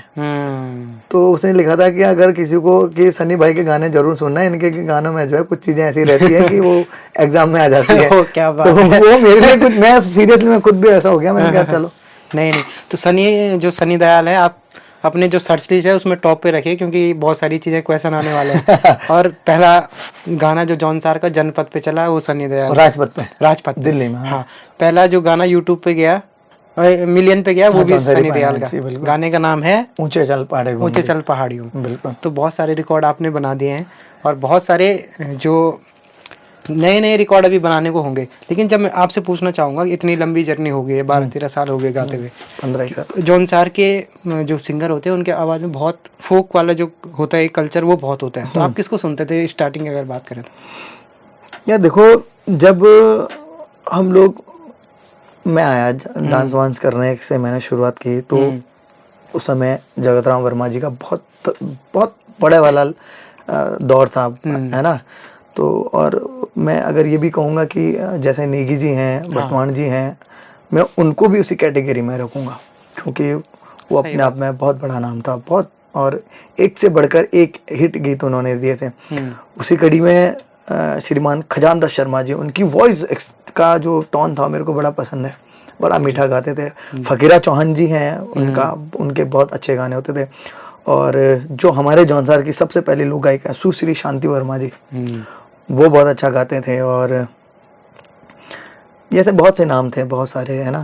तो मैं तो बहुत लेट शुरू किया, आज के दौर की मैं बात करूं, जब मैंने शुरू किया तो अतर शाह जी, वो उनका बहुत शानदार दौर रहा है। और आज भी वो, मतलब अगर आज की हम अगर बात करें अपने साथ की, तो वो टॉप है। मतलब उनका वॉइस बहुत जबरदस्त था, बहुत अच्छा। कभी जो आपके जो और साथी सिंगर है, तो उनके साथ वो होता है कि भाई कॉलअप कर लो एक साथ में, या कुछ भी कर लो, साथ में गाते हैं, कुछ ऐसा होता है कभी? यार मैंने वैसे तो किसी के साथ नहीं गाया, लेकिन मेरे यार हैं, दोस्त हैं, आकाश वर्मा, हमने बहुत सारे गाने साथ में गाए। एक हमने गाया था, एक पुराना ही गाना हमने गाया था, पूफिया चंद, और बड़ा पॉपुलर हुआ था वो गाना भी। तो आपने एक फोक नोट बनाया था, उसमें बहुत सारे गाने थे। हाँ, वो भी सारे जो ट्रेडिशनल गाने वो मैंने सारे उठाए थे। अगर उनमें से कोई आपका पसंदीदा गाना हो जो आप हमारे दर्शकों को सुनाना चाहें? एक गीत था जो गढ़वाल में भी उसको गाया गया है, हिमाचल में भी गाया गया है, जौनसार में भी गाया गया है। तो मैंने ये सारे जगहों को उसको मिक्स कर दिया था। हालांकि ये गाना ट्रेडिशनल है, इस पे किसी के राइट्स नहीं है। हरी तोड़ी का कोडिला बड़ा वायरल हुआ, रील तो बहुत शानदार बनी इस पे। तो मैं उसी की 2 लाइन है। हरी तोड़ी का खुड़ीले सिला पीसो तो लूणा, सायाणों की बल छुमाले सिला पीसो तो नूणा, सुललाया बा तुड़ीले भरे मोयरा माशुणा, सायाणों की बल छुमाले भरे मोयरा माशुणा। क्या बात है सनी भाई, आपका गाना हमने लाइव भी सुन लिए। ये अगर इसके साथ अगर हारमोनियम होता तो शायद आप कोई गजल हाँ, तब गजल भी सुना देते वो रहता है यार कि फील फिर और बन जाता है, हाँ। थोड़ा बंदिश मन मिल जाती है। सही बात है। इसमें तो अगर आप वैसे गजल भी गाते हो। यार वैसे मैं उतना तो नहीं, लेकिन मैं सूफी बहुत ज़्यादा सुनता हूँ। मैं मास्टर सलीम जी को बहुत ज़्यादा सुनता हूँ, सोनू निगम साहब को बहुत ज़्यादा सुनता हूँ। अगर आपका उत्तराखंड में पूछा जाए आपसे तो कोई पसंदीदा गायक कौन है, चाहे कहीं का भी हो, गढ़वाल, कुमाऊं, जौनसार? यार देखो, मुझे भरतवाण जी की गायकी बड़ी पसंद है। हम्म, उनका जो गाने का लहजा है बहुत अच्छा लगता है। हम्म। और रचनाएं अगर आप वैसी बात करें तो नेगी जी, गढ़वाली तो पूरी समझते हैं आप, हाँ बिल्कुल। है ना? और उनके मतलब मेरे को ना, मतलब जैसा गीत उन्होंने गाया ना, आप कोई सा भी टॉपिक उठा लीजिए, हर उस पे जो है गाने गाए हैं नेगी जी ने। तो मेरा भी वैसा मन है कि मैं भी ऐसा ही गाऊं यार, कि जो कभी जो है ना, कभी भी कुछ सुनना हो, लोगों को जानना हो, तो वो मेरे गीतों को जरूर पीढ़ियां सुने। बीत जाएं लेकिन गाने हाँ अमर मतलब रहे। वो वैसे वाले हैं। जी। तो कोई पसंदीदा गीत है जो नेगी जी का आपको बहुत पसंद आता हो? सर उनके तो एक से बढ़कर एक गीत हैं, सारे गीत बहुत अच्छे हैं। बल्कि मैं आपको, क्योंकि मेरे को जो गायकी का अंदाज है वो भरतवाण जी का बड़ा वैसा लगता है, तो उनका एक गीत मैं आपको सुनाता हूँ, ठीक बिल्कुल है? जरूर, हाँ। हा हा हो है, हाँ। अरे बल बिना झंडू का फल ना भला, अरे बिना कथी का पान, अरे बिना नैन की तिरिया ना भली, बिना मुझ का जवान, अरे बलराम नाम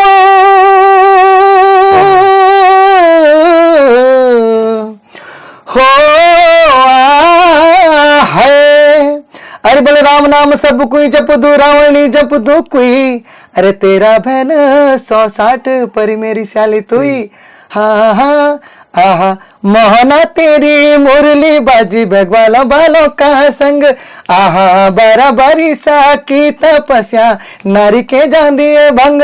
तो मेरे को बड़ा पसंद है उनके गीत। तो मतलब हर जगह का फ्लेवर है आपके अंदर, गढ़वाल, कुमाऊं, जौनसार। यार मुझे है, मेरे को बचपन से ये कि मैं सीमित ना रहूं। और मेरे को विकास भारद्वाज जी की एक बात बड़ी याद आती है, उन्होंने मेरे बहुत सारे गानों में म्यूजिक किया है। उन्होंने मेरे को बहुत पहले एक चीज समझाई थी कि सनी अगर गाना है ना तो सिर्फ जौनसार तक सीमित मत रहना, कोशिश करना है कि हर चीज को गा सको। तो मेरे को वो था जहन में कि यार अगर इन्होंने बात बोली तो शायद इन्होंने मुझे कुछ देख के, क्योंकि अपने आप में वो बहुत बड़े अच्छे आर्टिस्ट हैं और शानदार म्यूजिक डायरेक्टर, बहुत अच्छा गाते हैं। तो अगर ऐसा कोई बड़ा आदमी, कोई जानकार आदमी आपको कुछ कह रहा है, आपको कोई सीख दे रहा है, तो उसको समझ जाना चाहिए कि अप्रिशिएट जो है वो ढलना चाहिए, उस रास्ते लग जाना चाहिए। तो मुझे था। फिर मैंने अभी हाल में गीत किया था मैंने, सुहा तेरी माया माँ, विजय पाल ने बहुत शानदार गाना लिखा हुआ था। तो उसने वो होर आइडिया सुना, उसने कहा कि भैया मेरे को ना आपके वॉइस के मतलब का एक गाना है मेरे पास। तो मैंने कहा चला बता। तो फिर मैं उसकी एक लाइन है, क्योंकि गढ़वाली माहौल है, तो फिर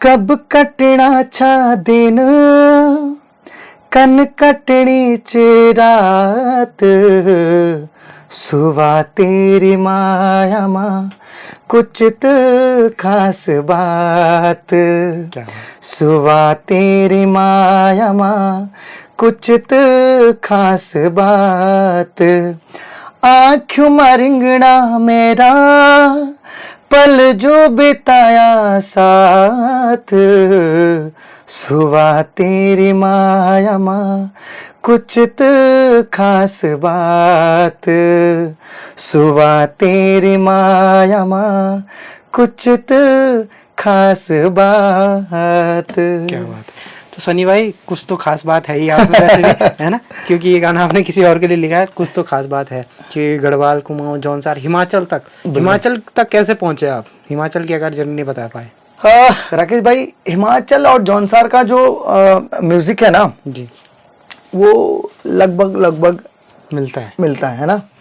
और अच्छी बात यह है कि हमारा पहनावा भी बहुत मैच करता है हिमाचल से। हाँ, जो क्योंकि यहाँ जो चोड़ा हम पहनते हैं वो वहाँ भी पहना जाता है।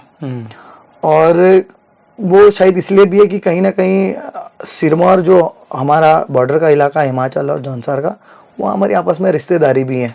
रिश्तेदारी है तो खान पान भी सेम है, रहना वहना भी सेम है, बस बोली भाषा हल्की फुल्की चेंज है, बाकी रिदम भी हमारा एक ही है। जैसे नाटी बोला जाता है, तो नाटी कहाँ के लिए होता है? जौनसार की वहाँ भी गाई जाती है, यहाँ भी नाटी है ना। तो वो रिदम एक ही है। एक गाना मुझे इस पे याद आ रहा है, नाटी सिरमौर वाली है, अगर आप उसकी 2 लाइनें सुना दे तो मजा आ जाएगा।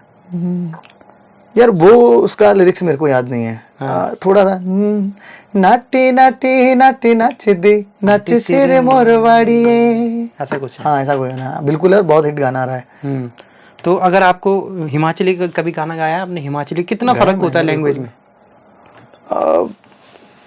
है शब्द तो जो वहाँ की बोली भाषा है वो थोड़ी बहुत तो है कि कोई भी अगर शब्द ले लो आप तो यहाँ कुछ और बोलेंगे वहाँ कुछ और बोलेंगे, है ना। तो जहाँ हम हमारे जॉनसन में कोकी जाए तो वहाँ बोले के तेरा डे, ऐसा कुछ है वहाँ, इतना मुझे थोड़ा है ना। तो है स्लो भी बोलते हैं। हाँ, और है वहाँ अपना एक टोन है बोलने का, जो अपना टोन है, थोड़ा सा अलग। वो हिंदी भी बोलते हैं तो उनका वो बड़ा अच्छा लगता है, अरे भाई जी आपने तो यार भाई जी ला तो वो है थोड़ा सा। सही बात है। तो सनी भाई, अगर जो हमारे दर्शक हैं जो आपको इतना पसंद करते हैं, उनको बता पाए कि आप क्या क्या लाने वाले हैं आप आने वाले दिनों में? हाँ देखिए, मैं तो यही कहूँगा कि यार पहले तो जिन्होंने, क्योंकि मेरे ऑलमोस्ट जितने हिट गाने हैं वो सारे अदर चैनल पे हैं, तो आप पहले Sunny Deol official YouTube channel पे आइएगा, उसको सब्सक्राइब कर देना है ना। उसके बाद क्योंकि अब जो भी गाने मैं करूँगा और अब कंटिन्यू अपने चैनल पे मैं काम कर रहा हूँ, तो आप देखेंगे इस 2-4 महीने में आपको बहुत सारे अच्छे अच्छे गाने सुनने को मिलने वाले हैं, क्योंकि मैंने एक बहुत शानदार एक नॉन स्टॉप ट्रैक भी रेडी किया हुआ है। अभी हाल में मैंने एक भजन रिलीज किया हरि का नाम, जिसे लोगों में बहुत प्यार में, सीरियसली उसमें एक कमेंट मैंने देखा कि इस गाने के आगे सारे गाने फेल हैं। वो शायद इसलिए कि एक आस्था से जुड़ा, भावनाओं से जुड़ा वो भजन है। और आप जरूर सुनना, हरि का नाम करके हम एक भजन ही सुना दीजिए। उन्होंने क्या सुनना, आप यहीं पे सुना दीजिए, वहाँ पे वो खुद सुना। हाँ बिल्कुल, मैं उसकी 2 लाइनें, उसके बाद फिर हम इस पॉडकास्ट को भी है ना एंडिंग की तरफ, क्योंकि मुझे जाना भी है। चलिए राकेश भाई, इसमें एक भाव है कि वो भगवान से कह रहा है कि अगर मैं तेरे दर पे फूल चढ़ाऊं, अगर मैं जल चढ़ाऊं, अगर मैं दूध चढ़ाऊं, तो ये तीनों चीजें जो है, दूध चढ़ाऊंगा तो बछड़े का जूठा है, जल चढ़ाऊंगा तो मछली का जूठा, अगर फूल चढ़ाऊंगा तो भंवरे का जूठा है। कितना गहरा सोचते हैं ये, है ना। हाँ। और इसीलिए कदम नहीं बढ़ता तेरे मंदिर में आने को। क्या बात है ना। तो वो मैंने गाया है, और इस गाने की अच्छी बात यह है, खूबसूरती इसमें देखो, मुझे भी मालूम नहीं था, पूरा भजन हिंदी में, लेकिन हमने इसको जो रिदम, इसको जो रखा है वो लोक जो हमारी रिदम है उस पे रखा है। तो उसकी मैं एक अंतर आपको सुनाता हूँ। अगर मैं जल चढ़ाऊं तो वो भी मछली का जूठा है, वो भी मछली का जूठा है, इसलिए कदम नहीं बढ़ता तेरे मंदिर में आने को। हरि के नाम लेने से तुम्हारी क्या जिभिया घिसती है, प्रभु के नाम लेने से तुम्हारी क्या जिभिया घिसती है। अगर मैं फूल चढ़ाऊं तो वो भी भंवरे का जूठा है, वो भी भंवरे का जूठा है, इसलिए कदम नहीं बढ़ता तेरे मंदिर में आने को। हरि के नाम लेने से तुम्हारी क्या जिभिया घिसती है। तो ये भजन है, और मैंने अपने जन्मदिन पर इस गीत को रिलीज किया 6 जुलाई को। अरे क्या बात है, लेट हो गया, हम हैप्पी बर्थडे। Thank you. है ना, अभी तो एक हफ्ता लेट। यकीन मानिए कि एक गीत था मेरा, कोदों का कोदवा, बहुत हिट रहा, वो मिलियन क्रॉस है, वो मैंने अपने बर्थडे पे रिलीज किया। ओ बेबी है, मिलियन क्रॉस है, वो मैंने अपने बर्थडे पे रिलीज किया। और एक गीत था डांडी की चलखुड़ी, बहुत पॉपुलर गाना, वो मैंने अपने बर्थडे पे रिलीज किया। तो इस बार मेरा था, मैंने कहा हमेशा कुछ गीत लाता हूँ, इस बार भजन। तो इसमें क्या लॉजिक होता है कि बर्थडे पे रिलीज करना है, वो बहुत तगड़ा हिट हो रहा है, खुद को ही लकी मानते हैं आप? नहीं, मेरा ऐसा कुछ नहीं, मेरा ये रहता है कि चलो यार आज ये दिन मेरे लिए खास है, तो लोगों को आशीर्वाद मिलता है, तो चलो मैं कुछ लोगों के लिए इस बर्थडे पे क्या दे सकता हूँ अपनी तरफ से, तो वो है। बाकी मेरा ऐसा नहीं है कि यार बर्थडे के वाले दिन मेरा कोई गाना हिट होता है, ऐसा कोई लेना देना नहीं है। ऐसा मेरी सोच है। कई बार आदमी वो टोटके की नहीं, मैं ये सब नहीं मानता, मेरे को ठीक है, वो मासूम महाराज जी हैं और वही सब कुछ है। सही बात। तो बर्थडे के दिन, अगले बर्थडे पे भी कुछ ना कुछ खास आने वाला, बिल्कुल, एक साल भर है। बिल्कुल। तो इस बर्थडे के बीच जितने भी हिट आएंगे, जितने भी गीत आएंगे, हम हम कामना करेंगे कि सारे हिट हो। चलिए, बहुत बहुत धन्यवाद, थैंक यू। तो सनी भाई बहुत बहुत धन्यवाद हमसे थैंक यू। ये पॉडकास्ट में जुड़ने के लिए, क्योंकि आप बहुत बिजी रहते हैं। पहले वही पूछना चाहूँगा, ये स्टार्ट में आना चाहिए था कि इतने बिजी कहाँ रहते हैं आप? यार देखो, मेरे को ना ज़्यादा समय बिताना म्यूज़िक के साथ मेरे को बड़ा अच्छा लगता है। मेरे को भीड़ भी उतनी पसंद है जितना मेरे को प्रोग्राम में हो। मेरे को वैसे भी भीड़ में मतलब अच्छा नहीं लगता। मेरे को सुकून मिलता है अगर मैं किसी स्टूडियो में रहूं, कहीं स्टेज पे रहूं, कलाकारों के साथ रहूं, तो मेरे को अच्छा लगता है। मेरे को अपना गांव बड़ा पसंद है। और अभी जिन दिनों आप मेरे को कह रहे थे कि आप आओ तो दरअसल थोड़ा सा गाँव में घर का काम चल रहा है, तो उन दिनों में बिजी था, इसलिए आपको समय नहीं दिया। वरना मैं यहीं देहरादून रहता हूँ और किसी स्टूडियो में कुछ ना कुछ मैं करता रहता हूँ। बस मेरे दिमाग में कुछ ना कुछ, मेरे को वैसे नहीं है क्या ये गाना फ्लॉप हो गया, ये चल नहीं पड़ा तो मेरे को चुप बैठना है। मेरे को ये लगता है कि मैं अब आगे इसको दूं कैसे। भाई मेरे को मार्केट में बना रहना है, मेरे को ये रहना है कि हाँ ये सन्नी देओल दिख रहा है, मैं लोगों की नजर में रहूं, वही सब कुछ है। कितना टाइम देते हैं आप स्टूडियो में? स्टूडियो में अभी हाल में हमने नॉन स्टॉप रिकॉर्ड किया, तो यकीन करना हमने सुबह के बैठे हुए थे, रात को हमने फिर खाना वाना खाया, फिर हमने काम चालू किया, तो हमने बोला चलो सो जाते हैं। हमने 11:30 बजे के आसपास हमने पैकअप कर दिया था। 1:30 बजे मेरे को गाना याद आ गया। मैंने बगल से उठाया स्टूडियो वाले को, मैंने कहा भाई उठ, मेरे को गाना याद आ गया, इसको अभी डमी कर दे। मैंने कहा फिर बाद में निकल जाएगा। मैं चाहता तो मैं फोन में भी उसको रिकॉर्ड है, मैंने बोला मेरे को अभी गाना है, तो हमने 1:30 बजे जो है, मतलब आप ये कह सकते हैं कि काम के प्रति डेडिकेशन, वो सही बात है, वो मेहनत है ना, कि हमने रात को 1:30-2 बजे कोई गाना गाया और फिर। बिल्कुल। तो सनी भाई एक सवाल है जो अक्सर हम लोग पूछते भी हैं और हर किसी से पूछा जाता है कि अगर किसी नौजवान को, या जो अब इस लाइन में आना चाहता हो सिंगिंग लाइन में, या उसका अगर कोई भी फील्ड हो, तो उसको जो सक्सेस पाने के लिए क्या करना चाहिए? जैसे सन्नी देओल बनने के लिए क्या करना चाहिए किसी को? देखो यार, सन्नी देओल एक ही है, गढ़ रत्न एक ही है, जागर सम्राट एक ही है। सही बात है ना। लेकिन यह है कि आपको पहले अपने काम के प्रति ईमानदारी, सबसे पहली चीज ईमानदारी। अगर आपने अपने काम में ईमानदारी दे दी ना, तो फिर वो आपको सफलता मिलनी। उसके साथ आपको मेहनत, आपने जो दिमाग में बिठा दिया है ना कि मेरे को यार ये बनना है या इस मुकाम पे पहुंचना है, वो तभी होगी जब आपके काम में ईमानदारी, आप मेहनत, लगन, आप उसको समय कितना देते हो, आप उसको सीरियस कितना लेते हो। जब तक आप काम को सीरियस नहीं लोगे तब तक आपको कुछ नहीं हो सकता। मतलब ये मेरे खुद का एक्सपीरियंस है, जो मैंने इस 15-1 साल में जो मैंने महसूस किया है कि हाँ। तो एक मैसेज उन सभी दर्शकों के लिए जो आपको इतना